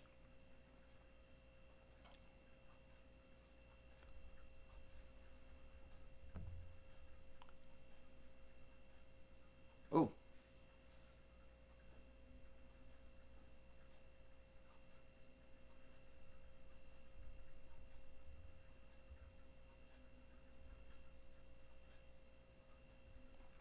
So Scoggins gets a takedown on Motoya now, with about 3 minutes 10 seconds left in the round. But Motoya is going for, it looks like a triangle or an armbar. Scoggins trying to work through it. He's being very patient, trying to get his other arm back in. So he gets his arm mostly free. But Scoggins is he's got to get his other arm back in there. But Motoya is tightening that triangle up. Motoya is tightening that triangle up. It's getting tighter. It's getting tighter. Scoggins still has one hand in there, though, so that should help allow him to breathe. Plus, he hasn't crossed the arm over. So Scoggins gets his left arm free, but that just allows Montoya to get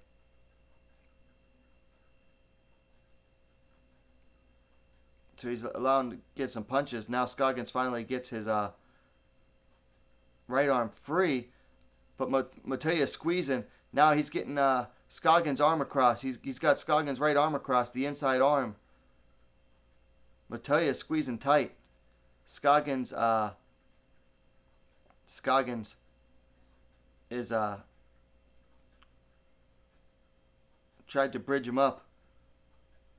Scoggins going for some hammer fists, but man, that triangle is in tight. He's fighting it though. Scoggins is, for all he's worth.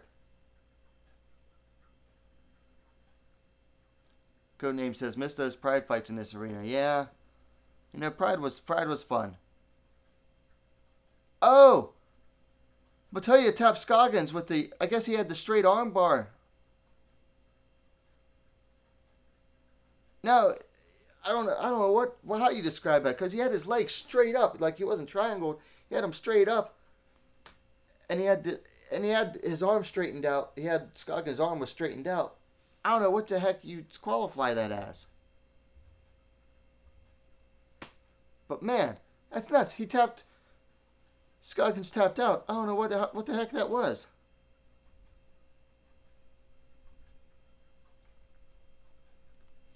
Someone says head scissor on Sherdog. So yeah, they're showing a replay.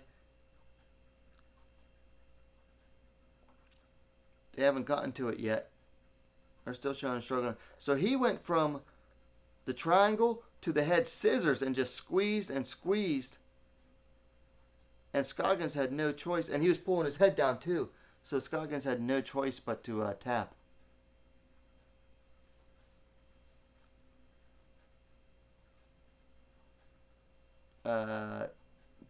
J. Trades Crypto says, "That's what's crazy." Yeah, it was pretty crazy. Oh, Montoya takes the mic. He's the first fighter to say anything after a win tonight.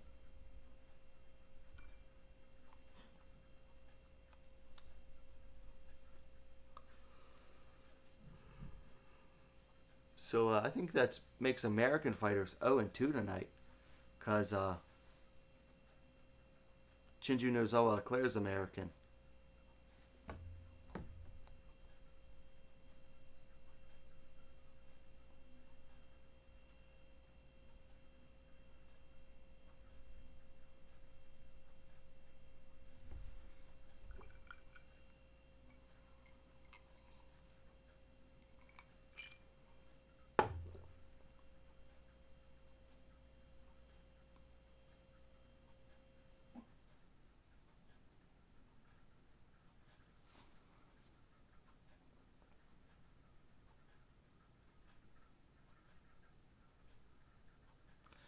Oh, so they're explaining what the last Heisei means, because they keep talking about last Heisei or something for these fights. Apparently, the current emperor is stepping down.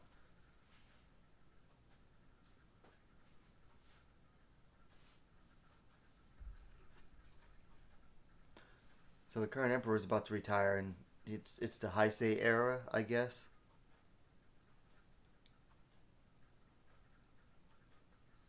Codename says, "Never seen a sub like that." Me either.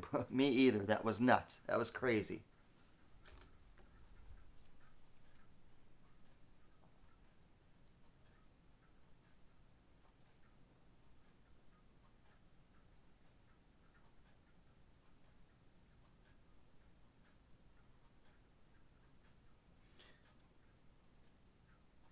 So the next fight coming up is Yusuke Yachi versus Johnny Case. So Johnny Case, I believe, is another UFC vet.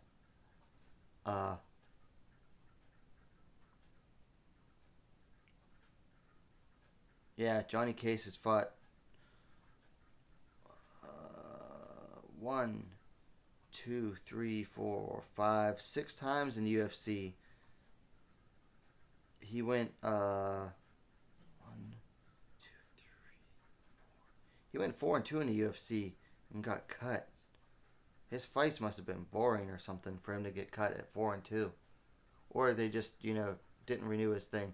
Yusuke Yachi, before he came to Rizin, I watched a couple of his fights in Pancrase, and they were boring as hell. But I'll give him credit because he came to Rizin and started fighting his ass off and finishing fighters. Fight fan says Scoggins having a rough last 2 years. Guy can't get a win lately. Yeah, someone in the Short Dog play-by-play says, this fight was very typical Scoggins in that he's winning right up until the moment he loses. I guess he's just one of those fighters who can't catch a break or just brain farts. That's right. Yusuke Yachi's from Crazy B. They're showing.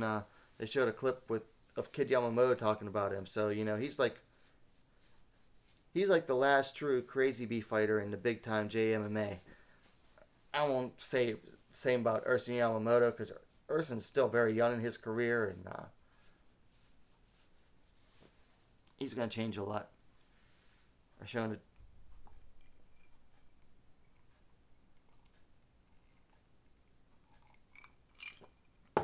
So they're showing the video of Yachi and the tribute to Kid, and he delivered a eulogy at Kid's funeral, looks like. Now they're showing him sobbing and crying. Chris Tuo says, R.I.P. Kid. Yeah, rest in peace, Kid Yamamoto. I was never a big Kid Yamamoto fan myself. Mostly because I couldn't watch the fights that he was on. He was mostly, I want to say, a K-1 Heroes guy. Until he went to the UFC, which when he went to the UFC, he was past his prime, unfortunately, because of mostly injuries. Plus, Kid Yamamoto made a mistake of trying to think that he was going to go to the Olympics in wrestling. Took a lot of time off from fighting, and that didn't help him either. But it was a shame for him to die, in his early 40s of cancer. I mean, that just sucks.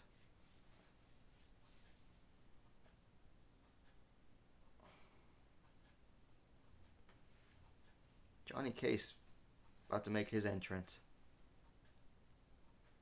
So Yachi's 20-7. Case is 24-6-1. So they've both had.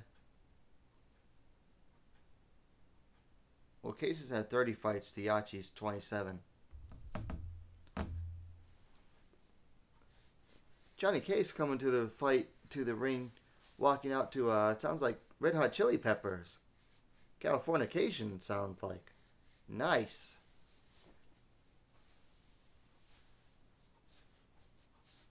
Yeah, I'm pretty sure it's Californication.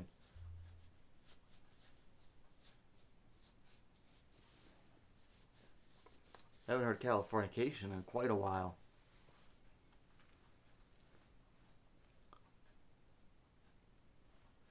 So guys, my phone battery is getting low. So once it dips down to about 20%, I'm going to have to switch to the charger, which means I'll be deactivating the mic that's above it. So once I do that, I'll let you guys know. If it messes the sound up or anything, I will need you guys in the chat to let me know.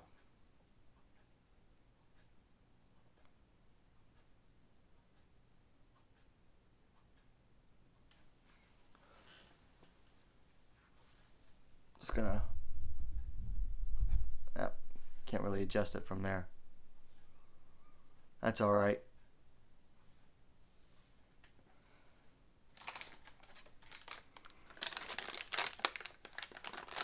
Codename asks, who did you have, Cyborg or Nunez?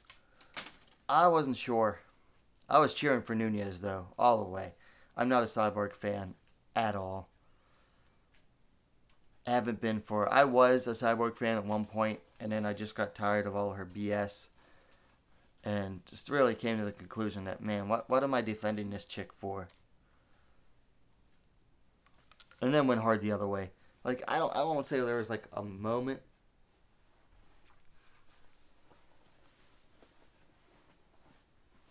that, yeah, there wasn't like one single moment that made me switch off from being a Cyborg fan, but eventually I just was like, nah, can't support her anymore. I think it was because she kept on gaining weight when she was supposed to be losing weight to get down to bantamweight. So Yachi coming out to Love Will Find a Way, or a version of Love Will Find a Way. Oh, now the song switches to something else.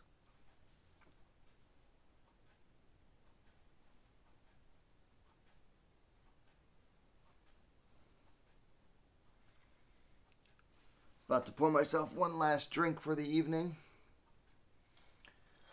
Shannon Guzman says, excuse me, when is the Floyd fight? So that's the main event.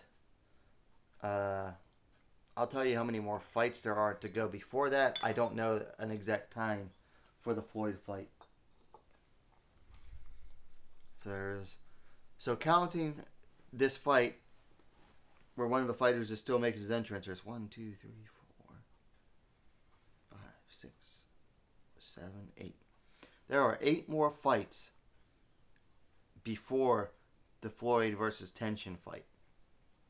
So you've got quite a while. I hope it's daytime where you're at, because otherwise, man, you're in for a long night.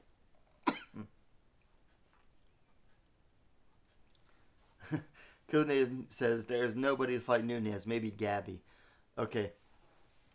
If Gabby were ever to get drug tested, I'm pretty sure her pee would melt the cup.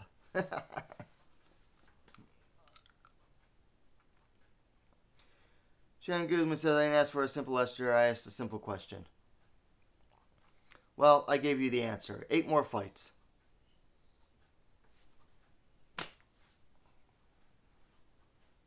Don't like it, go somewhere else, I guess. I don't know.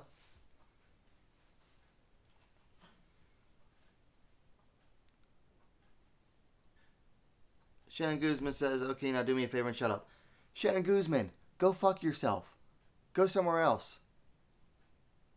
You talk too much damn. Well, guess what? It's a fight companion. It's all about talking, okay? You don't like it, turn it off. You never watched a fight companion? Go watch a freaking Joe Rogan fight companion. Up until the last 2-3 fights of the card, all him and his buddies do is talk about drugs and everything else but the fights.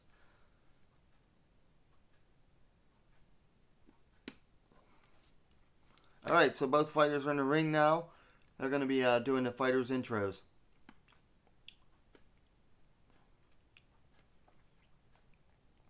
Johnny Case, 23-6-1, 5-10. That's not his actual record, is it? He's 24-6-1, according to Tapology.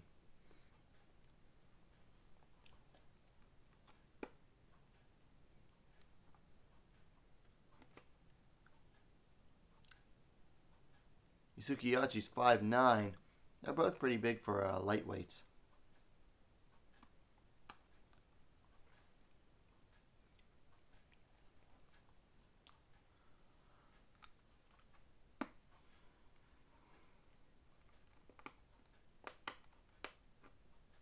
Alright, so they're both coming to the center, get the rules from the ref.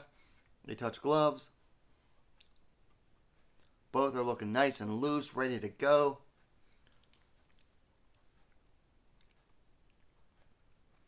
Let's see what Johnny Case can do, the UFC vet, against one of Rizin's ace fighters. You know, wasn't expecting much out of Yachi when he came to Rizin, but he has. Oh, Johnny Case catches Yachi off balance and drops him. Now he takes him. Now he picks him up and just slams him to the ground. Takes Yachi down.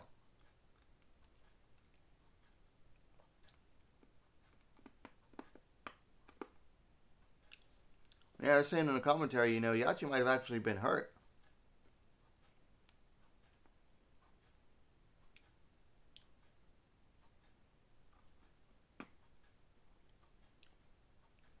Shannon Guzman, if you don't like it, then why are you still watching?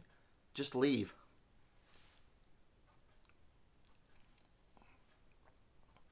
You know, I mean, I don't know what you expected. I'm not going to show the fights.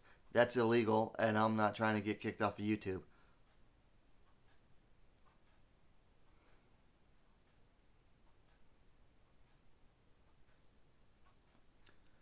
So Johnny Case now in the full guard of Yusuke Yachi.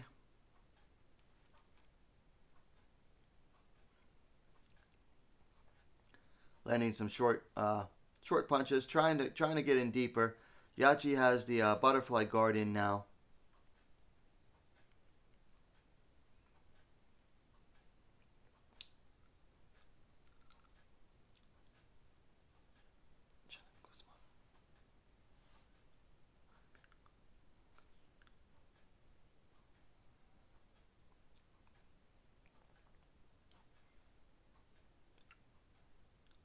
So Yachi has pretty much has Johnny Case's wrist tied up now. I think they're gonna have to stand this one up. Case is trying to get his arms free to do more. Oh, Yachi is able to push Case off, but Case gets right back up, going for a single leg in the corner, in the red corner right now.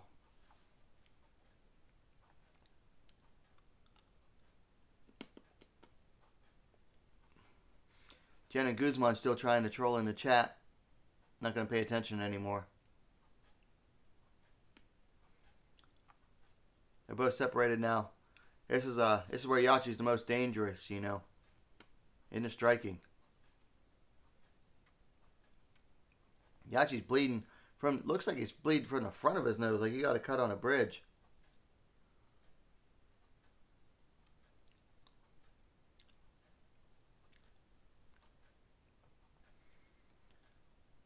Case misses on the left, eats a right from Yachi, absorbs it.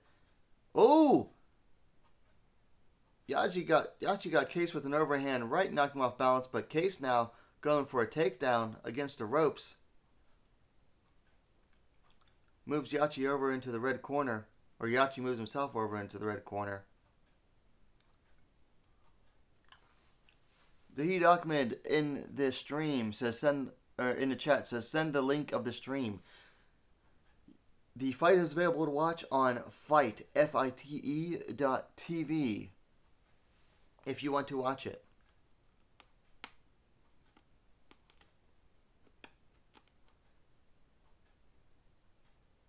And Johnny Case still doing pretty good here.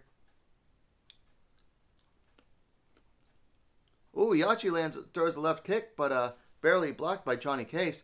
Now Case coming forward against Yachi.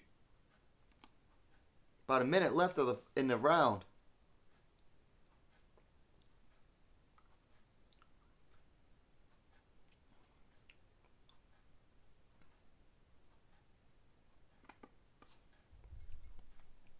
Nice counter by Yachi.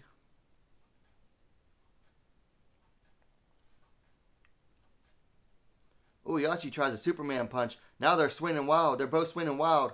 Now they're separated again. That was a quick exchange. High kick from Case. Answered by a high kick from Yachi. Nice.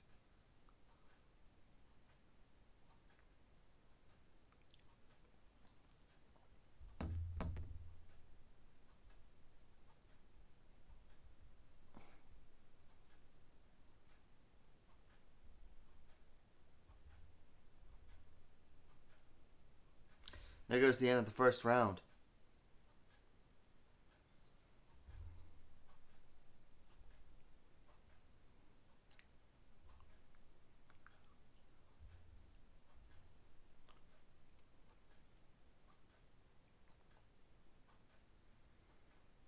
Ooh. They showed that punch from Case that knocked down Yachi. I wouldn't be surprised if that was the one that cut him open too. Not sure. Nah, it looked like he was alright after that.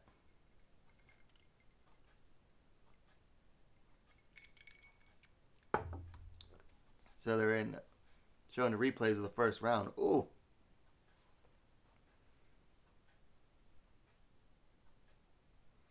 Showing Takanori Gomi watching in the audience. Gomi lost to Yachi, I think, his last fight out.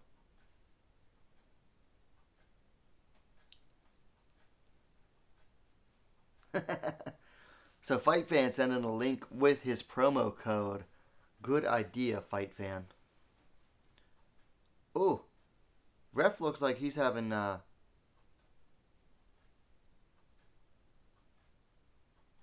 doctor, it looks like, check Yachi's eye. Yachi might not be able to see out of his right eye. It's pretty swollen. You can...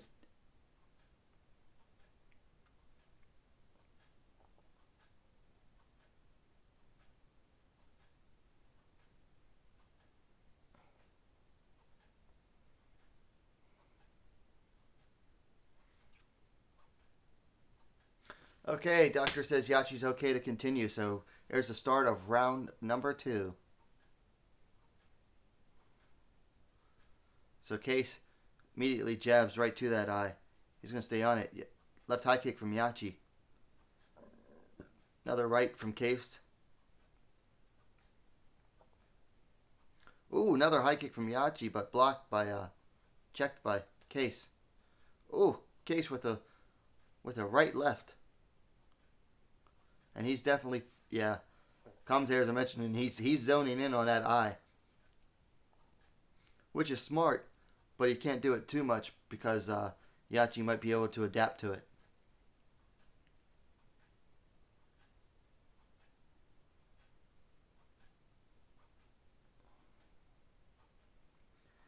Case's corner liking what he's doing.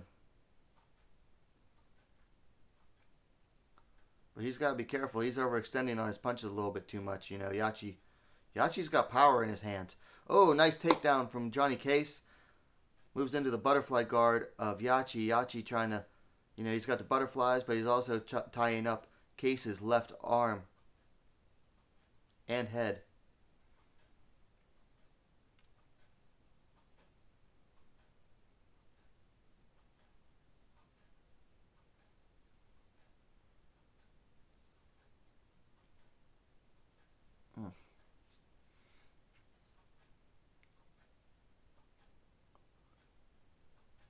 So Yachi has both butterflies in, and he's basically controlling both arms of Johnny Case from his guard.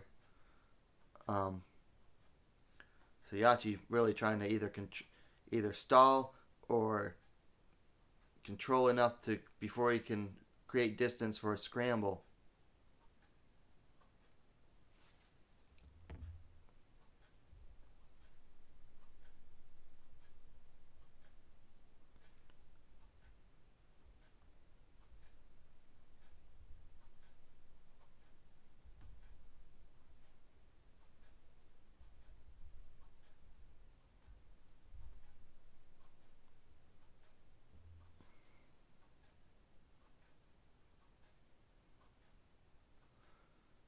So Case still trying to pass the guard of Yachi, but Yachi doing very well to maintain control. Still got the butterflies in. Ooh, Yachi's going high, going for an armbar, baby, but Case is still safe from it. Ooh, nice some punches from the top from Johnny Case.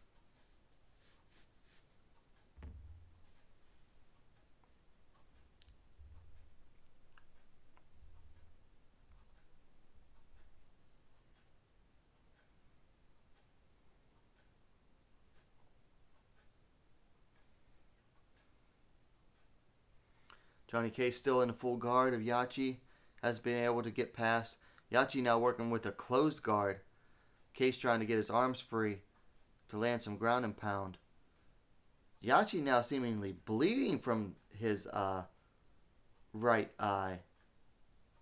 Ooh, some nice up kicks from Yachi. But and he's able to get back up.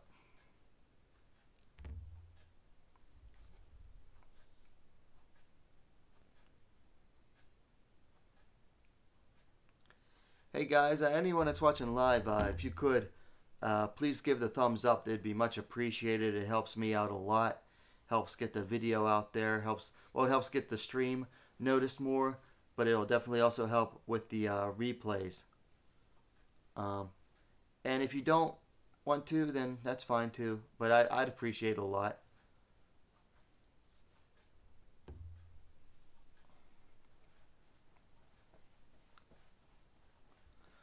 now up to 128 subscribers. I'm going to have to update that subscriber goal bar. Thank you guys to everyone that has subscribed tonight. Both guys are up on their feet with 30 seconds to go in the second round. Yachi's eye looking the worse for wear.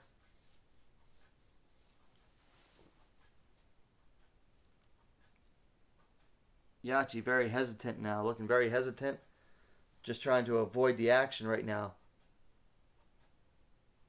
Oh, Yachi's got a cut, definitely a cut on that eye, above the eye, under it, the eye. I can't tell where it's bleeding from.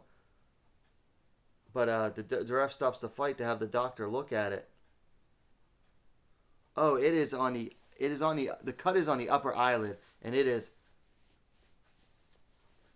pretty gross looking. It's definitely a gash in the eyelid. Ooh, it was from a right hand. Oh, yeah. Caused by a right hand.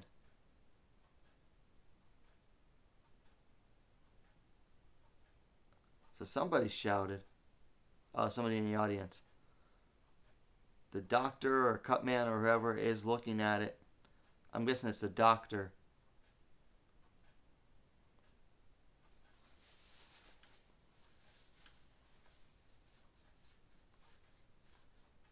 Got to think that if they have to stop the fight. And you know, one thing I've noticed, and what's his name? Uncle Creepy mentioned it. You know, they don't you know, put Vaseline on your eyebrows or anything before in Rizin before you step in. You know, they're all worried about the pageantry, but they're not focusing on important stuff. Like, you need that Vaseline in your eyebrows and stuff because that helps prevent cuts. It helps the gloves glide off. Helps prevent the cuts. Oh, the doctor declared the fight is over. Yachi is unable to continue because of that cut. Johnny Case wins by TKO. Doctor stoppage. Yachi's pretty damn despondent. I don't blame him. You know, nobody wants to go out like that.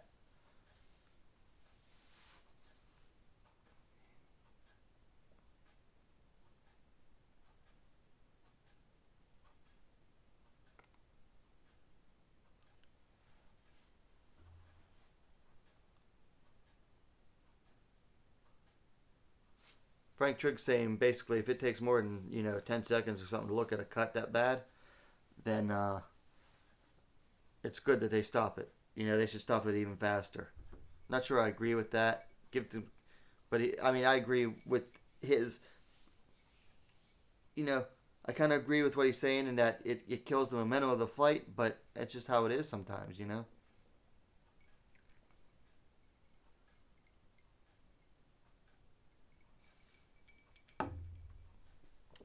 So Johnny Case, I believe, the first American to get a victory tonight.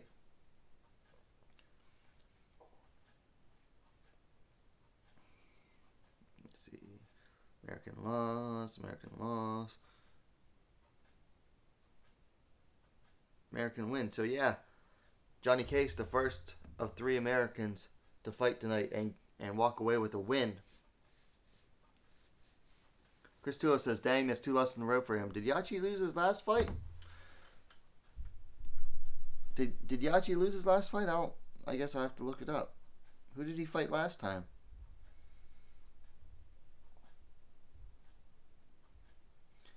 Yeah, he lost at Rizin 12 back in August to Luis Gustavo from a straight right in round 2. I'll have to go back and watch that fight. I bought that event, but I couldn't watch it. I think I just checked on the fights I really wanted to see.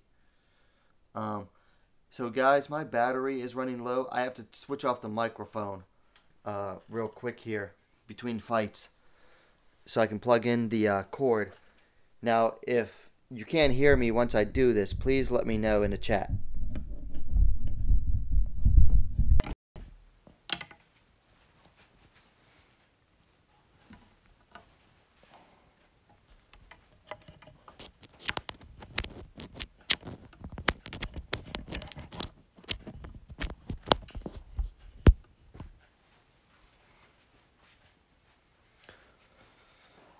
Okay, so the external mic is now off. and we are switched to AC power. I couldn't occupy both. I don't have the proper adapter for it. Or I have the adapter for it, but it won't, because of my phone case, it won't work. So, Chris Tuoth or anyone in the chat, are you guys hearing me okay out there? The stream shows is still recording. And they are showing the intro video for Kazuyuki Miyata versus Ersan Yamamoto. Guys, I will be right back. I have to use the restroom. Hopefully we'll get back before the... Chris Tuoth says loud and clear. Thank you, Chris Tuoth. Guys, I'm going to go use the restroom real quick. Couple drinks, you know. Have to break the seal eventually. I'll be back in a minute.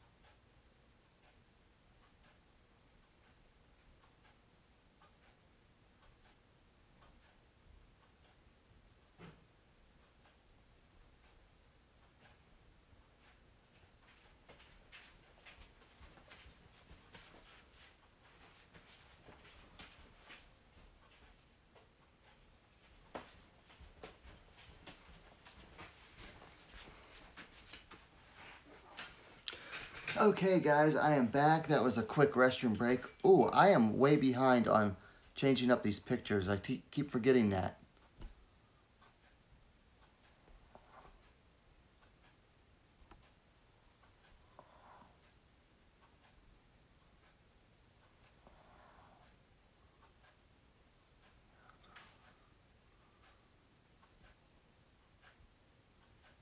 Okay, so we're up to date on the pictures. Sorry I wasn't updating those, guys. I guess it's not really a big deal.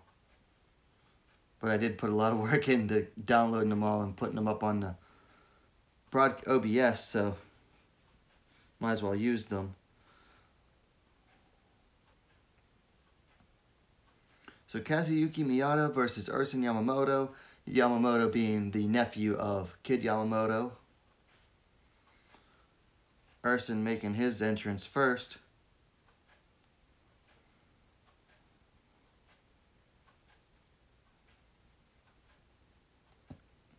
Yeah, this is one of those fights that's like, why did they really make it? Well, I know Miyata famously got knocked out by Kid. But I mean, that was like how many freaking years ago?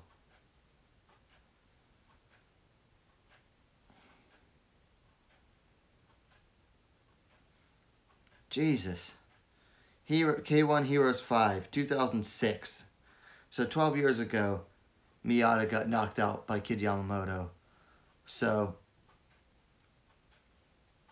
I guess this is like a legacy fight. But it's like, man, really? Like, Ersan's not that good. He's 2-3. Taking on Miyata, who's 15-9. So not as low as a journeyman's record, but just very well traveled and so much more experience. JD in the chat says, where can I watch it? Fight.tv. If you go up a little bit in the chat, FightFan has a direct link to watch it with his promo code. If you use that, you'll get $15 credit.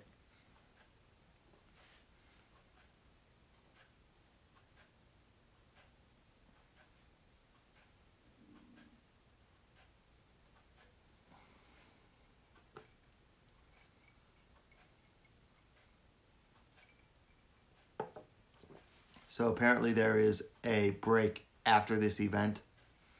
After this fight, there's an intermission. So this may or may not be the last fight I do for this stream, depending on how long that intermission is. If it's like 15 minutes, I'll stay for the Miyu fight. But if it's like a half hour longer, guys, I'm going to have to bow out. Sorry about that, but I got to get to sleep. Hopefully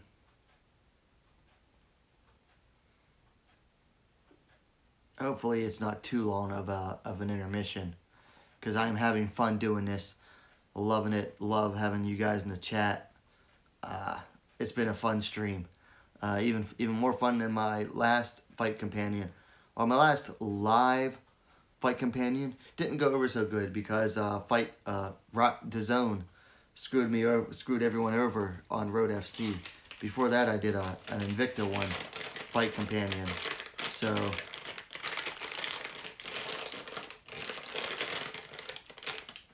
and that was fun too. But this is probably more fun just because of how crazy Rizin always is, and plus I got a lot more interaction in the chat going on tonight. So I appreciate all you guys that are out there in the chat.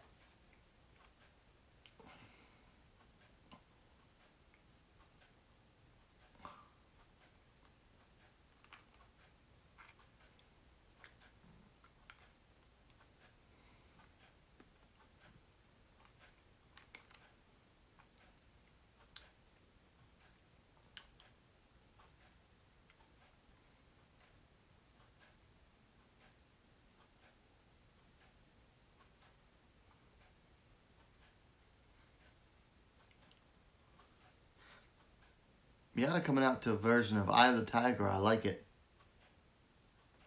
Or a remix of it, at least.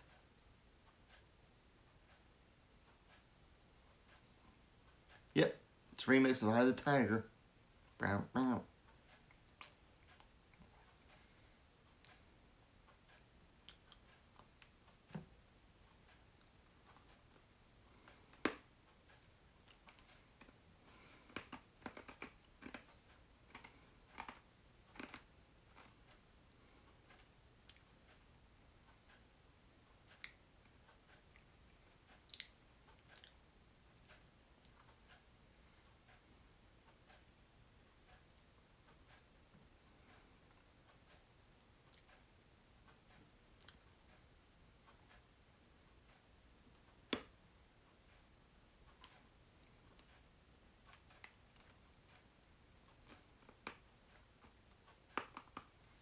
They're trying to find out how long this intermission is. Checking Sherdog. Of course, the answer is anywhere from 15 minutes to an hour. We'll find out. Guys, if it goes any longer than 15 minutes, I'm out. I'm going to bed. Trying to get some sleep. We've got to wake up at 6:30, shower, go to bed, or go to work. Basically working a double tomorrow.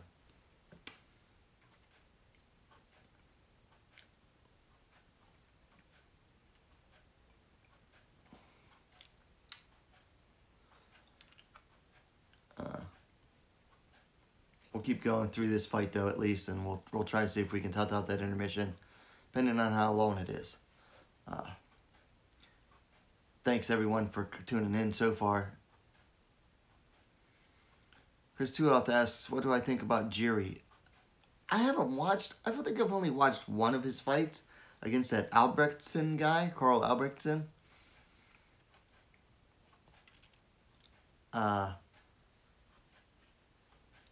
So I don't know. I'd have to really see more of his fights. I'll have to go back and watch some of his fights. J Tredez Crypto says Mayweather ain't fight till 6 a.m. Eastern Standard Time. Yeah, if even that early. Depends on how long this intermission is and how fast the other fights go. So both fighters in the center, getting instructions from the ref. It's the ref that kind of looks like Kana Asakura's dad. I know it's not him, but he definitely looks like him, maybe a little older. Bald guy, big ears, mustache, goatee, that's gray.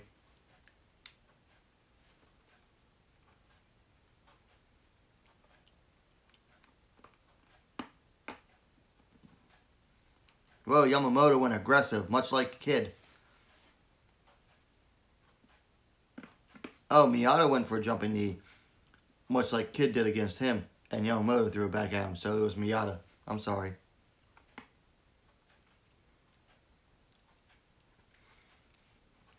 Codename says, what app do you use to stream live on YouTube?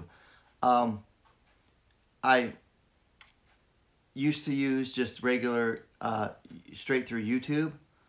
Right now, I'm using Streamlabs OBS mobile app, which I like for using for mobile. I can use it on my iPhone. I can use it on my iPad.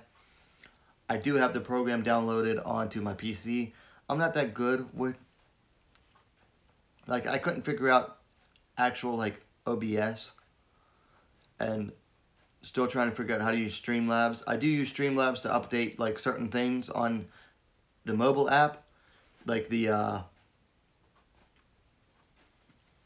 subscriber goals. I'm going to have to update that. You actually have to update that through the OBS program on your computer, on the PC, which I'll update the numbers to reflect the current subscribers. So Yamamoto trying to slam Miyata, but Miyata smartly using his arm to block out the slam by Yamamoto. Because Yamamoto, but Yamamoto, or no, Miyata now going for possibly, got the high guard. He's going for a triangle. Miyata's going for a triangle against Yamamoto. Urson's lifting him again, going for a slam. But Miyata, oh, nice slam by Yamamoto. But Miyata, he's back to, he's still in full guard.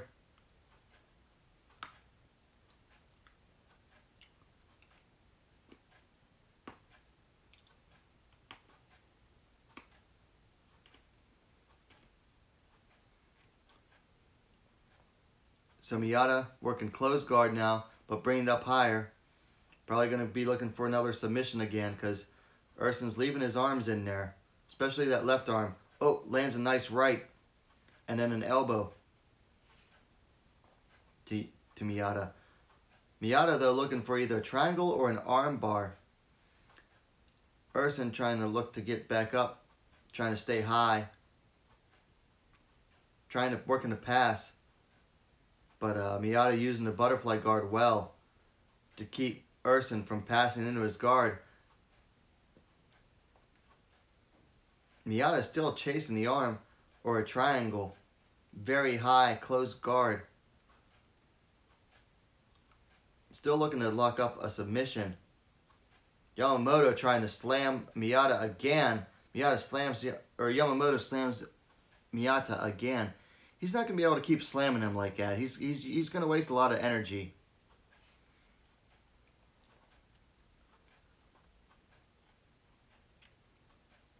Yamamoto in Miyata's half guard. Trying to pass. But Miyata working for possibly Kimura right now. Miyata looking for a Kimura from half guard. Oh! Miyata uses the Kimura to sweep, get back on top. Miyata looking for that Kimura. But Yamamoto has the arm straight out. So Urson's doing a good job to defend it. Miyata's still looking for it. Urson using his legs to keep his own arm trapped, and Miyata from trying to twist it for the Kimura.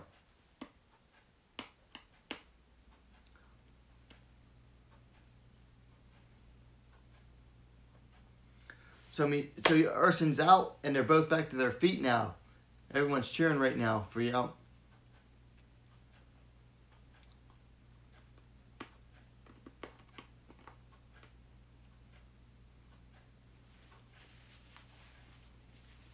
So right now, if we're looking for Closest to finish, you got to go with Miyata, scoring-wise. 15 seconds left in the first round.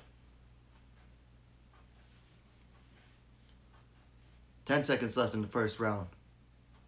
Low kick from Rizin. Low kick from Miyata. And there goes the end of the first round. Both fighters going back to their corners.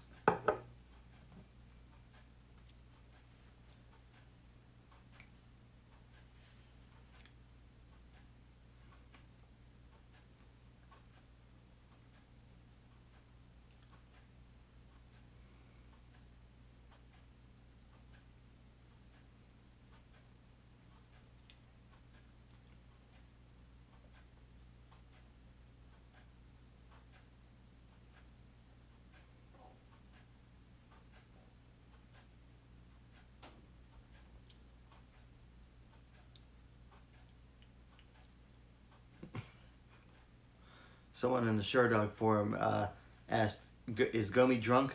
And another person replied with, is water wet? Yeah, Gomi likes to drink. He likes his beer, I guess. A lot of people blame that on, you know, his decline over the years. I don't know how true that is, but it wouldn't surprise me, man. Drink ruins a lot of people. I've had problems drinking too. I've had it affect my life negatively. I've gotten it mostly under control now. I still like the occasional, you know, libation. Especially on fight nights. Like, if I didn't have to work in the morning, I'd be getting hammered right now. Because fights are more fun when you're drunk.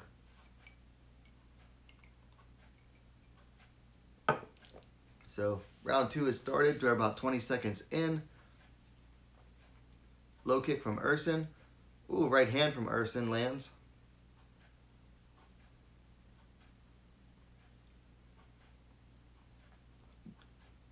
Miyata coming forward.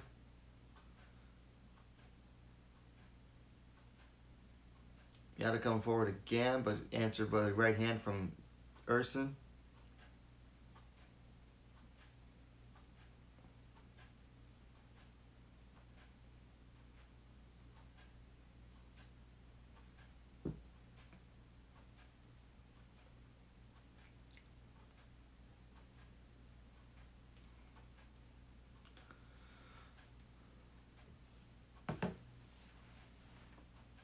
Commentary saying that Yamamoto's corner is urging him to use more punches, more combinations, and not just one or two.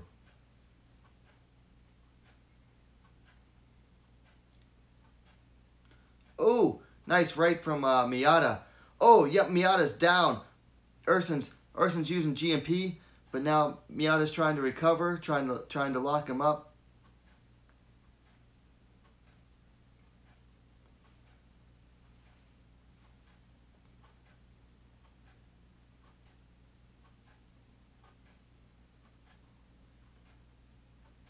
So I think Rizin's corner is speaking to him in English, which makes sense because I know if he lives in Canada with his mom, then he'd be speaking more English than Japanese.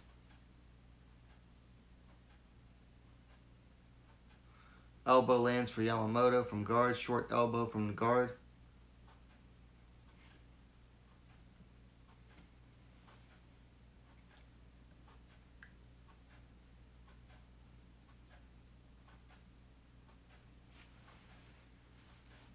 Short punches from Yamamoto. Ooh, and that's two nice elbows from Yamamoto on top.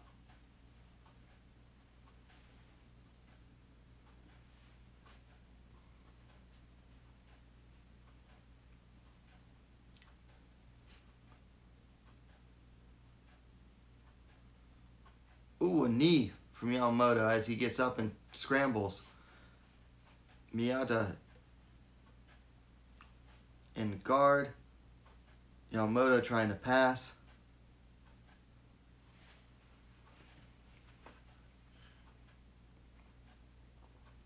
So Miyata has one of Yamamoto's arms trapped behind his back, and he's cranking it. He's cranking it. Yamamoto might have to tap from this if he cranks it anymore. What a weird looking submission. Is Miyata going to get Yamamoto to tap from here? Yamamoto taps from bottom, Miata had his arm ripped up and cranked behind his back, like almost like a weird chicken wing. If you're familiar with the wrestling terms, that was weird. I don't know what kind of submission that was.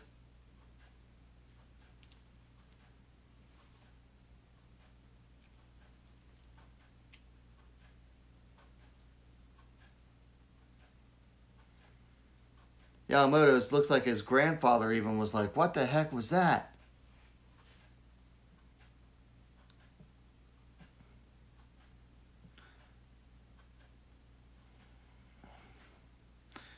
It definitely reminded me of, if you're familiar with folk style wrestling, it was like very chicken wing-esque.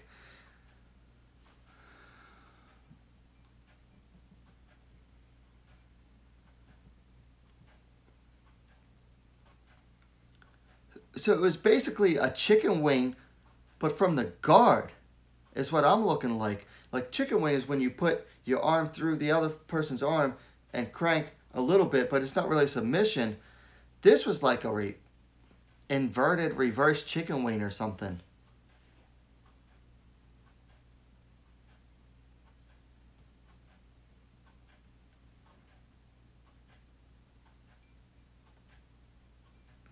Crazy submission. Crazy. Reverse inverted chicken wing. I don't know what you want to call it.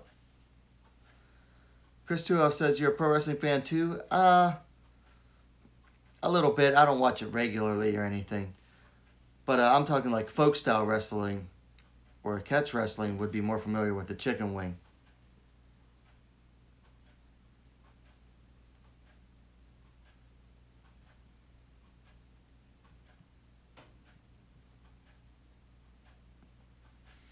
So Miata's got the mic. He's about to make a speech. Go Dame. I was confused by that sub. Yeah, I think we all were.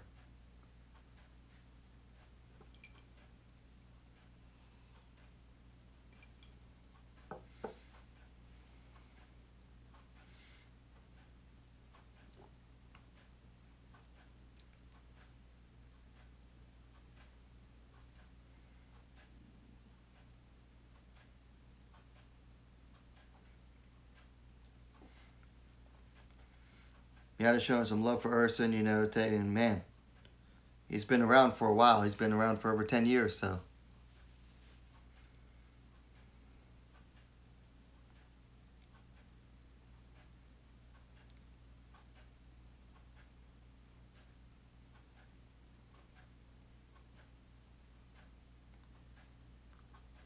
So I don't know if Urson's listening, but apparently Miyata's giving some good props and advice to him in his career.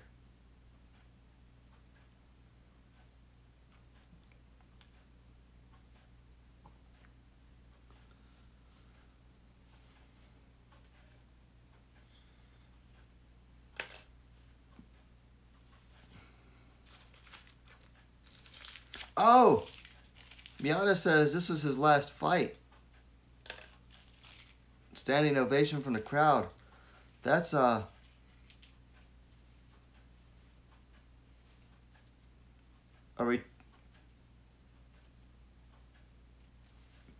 says he's going to help grow the next generation. Says he has 5 future champions in his gym. According to Showtime Joe or Showdown Joe, whatever his name is. Miata saying now he's no longer a fighter. His job now is to build champions. So wow, that's rare in Japanese MMA for a guy in his retirement fight to go out with a win. Usually it's all about the younger guy winning. A real passing of the torch usually.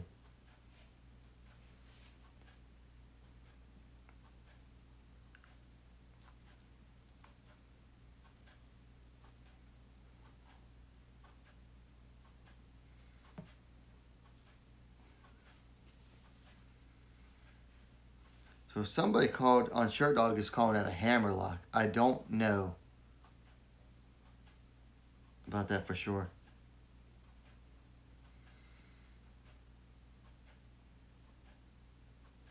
I guess it's Miyata's son in the ring with him right now. Very girlish looking boy or boyish looking. Well, yeah, that's his son. That's a that's a gross looking boy. I'm thinking it's like a boyish looking girl, like very androgynous looking. But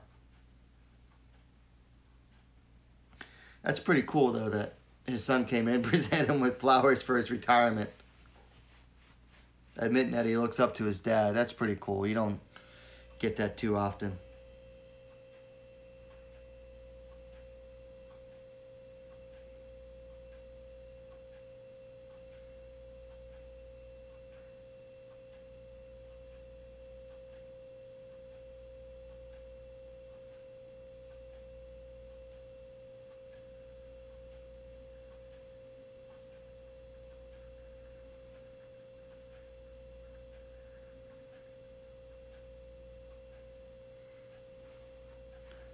Damn, I showed the replay.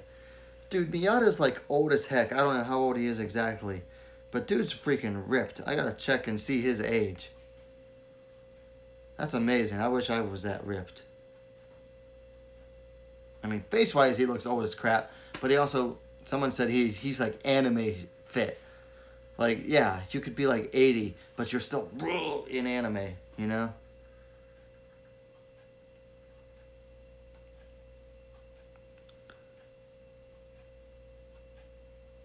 So they're saying 6 fight down, 7 more to go. About to go to intermission.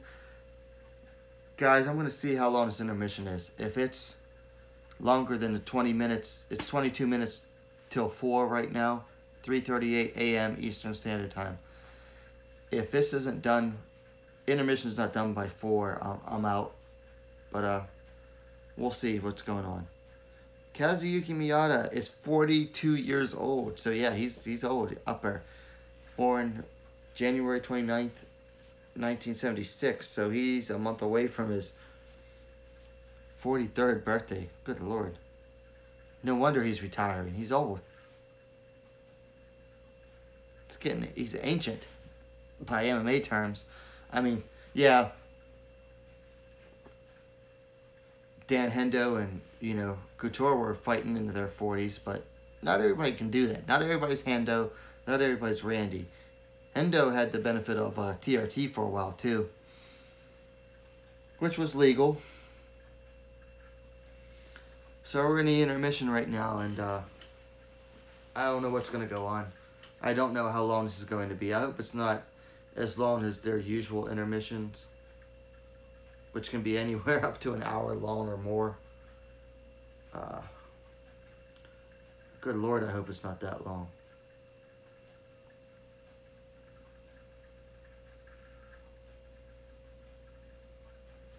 I'm about to get on Instagram and fool around for a little bit while I'm talking to you guys.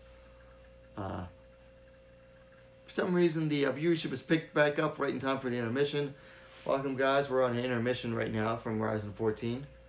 They're showing some clips and highlights from past events. They're showing Uncle Creepy against, is that Manel Cape? I don't know who that is.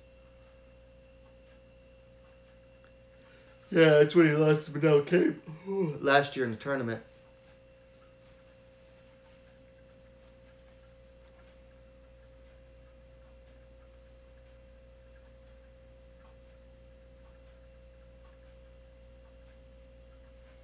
Checking out my Instagram feed right now. Seeing what's going on. Checking out some hot chicks.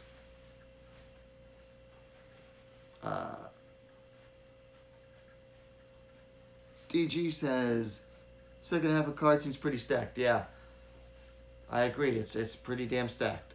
A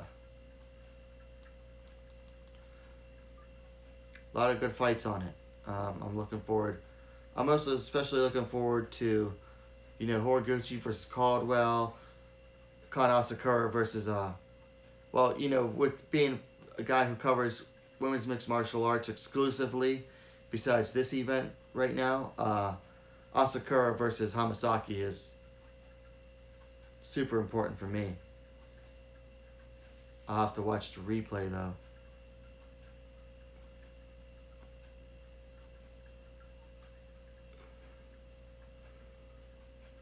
Ooh.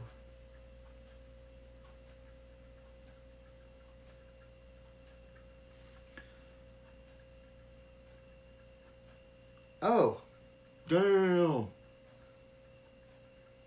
So guys, I'm about to show you something. I don't know how good you'll be able to see it. Maybe the glare will be too much, but it's a picture of Shinju Claire after her fight from Instagram. Guys, Shinju got messed up. Look at that black eye. Ew. That pretty girl got beat up. I'm starting to understand why a lot of people are like, what are these girls doing? Getting messed up fighting like that. Yeah, I'm starting to maybe understand. Nah, I want to watch these chicks beat each other up. I love watching it. It's way more fun.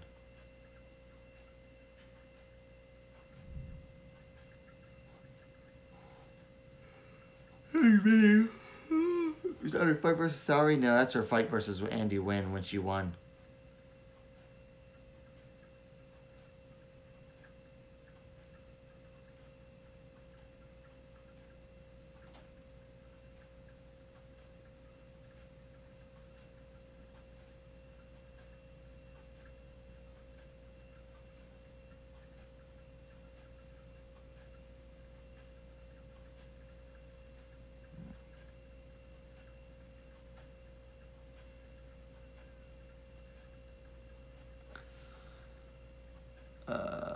Christo says, dang, what are you saying? Oh, probably from the eye, I'm guessing. Yeah, that's pretty nasty. Or it's a clip of Hamasaki with the Kimura on Mina Kurobi. Yeah, she messed Mina Kurobi up. Mina Kurobi has now lost 3 of her last 4. She lost her Deep Jewels title to Tomomi Isawa last month, I want to say.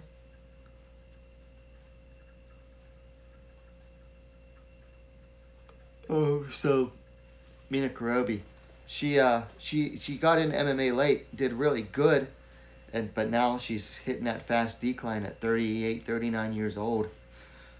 She's hitting that fast decline. Now they're showing up. There goes Reina getting choked out by Kana Sakura.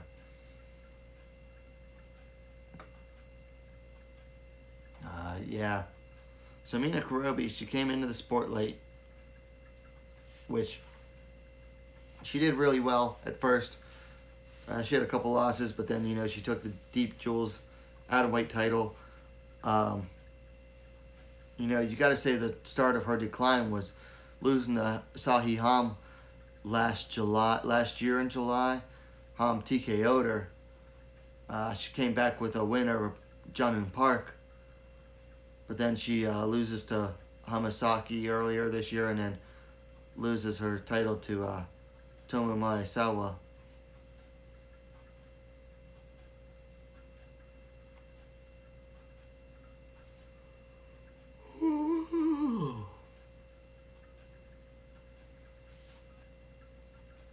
Well, guys, I hate to do this, but it's quarter till.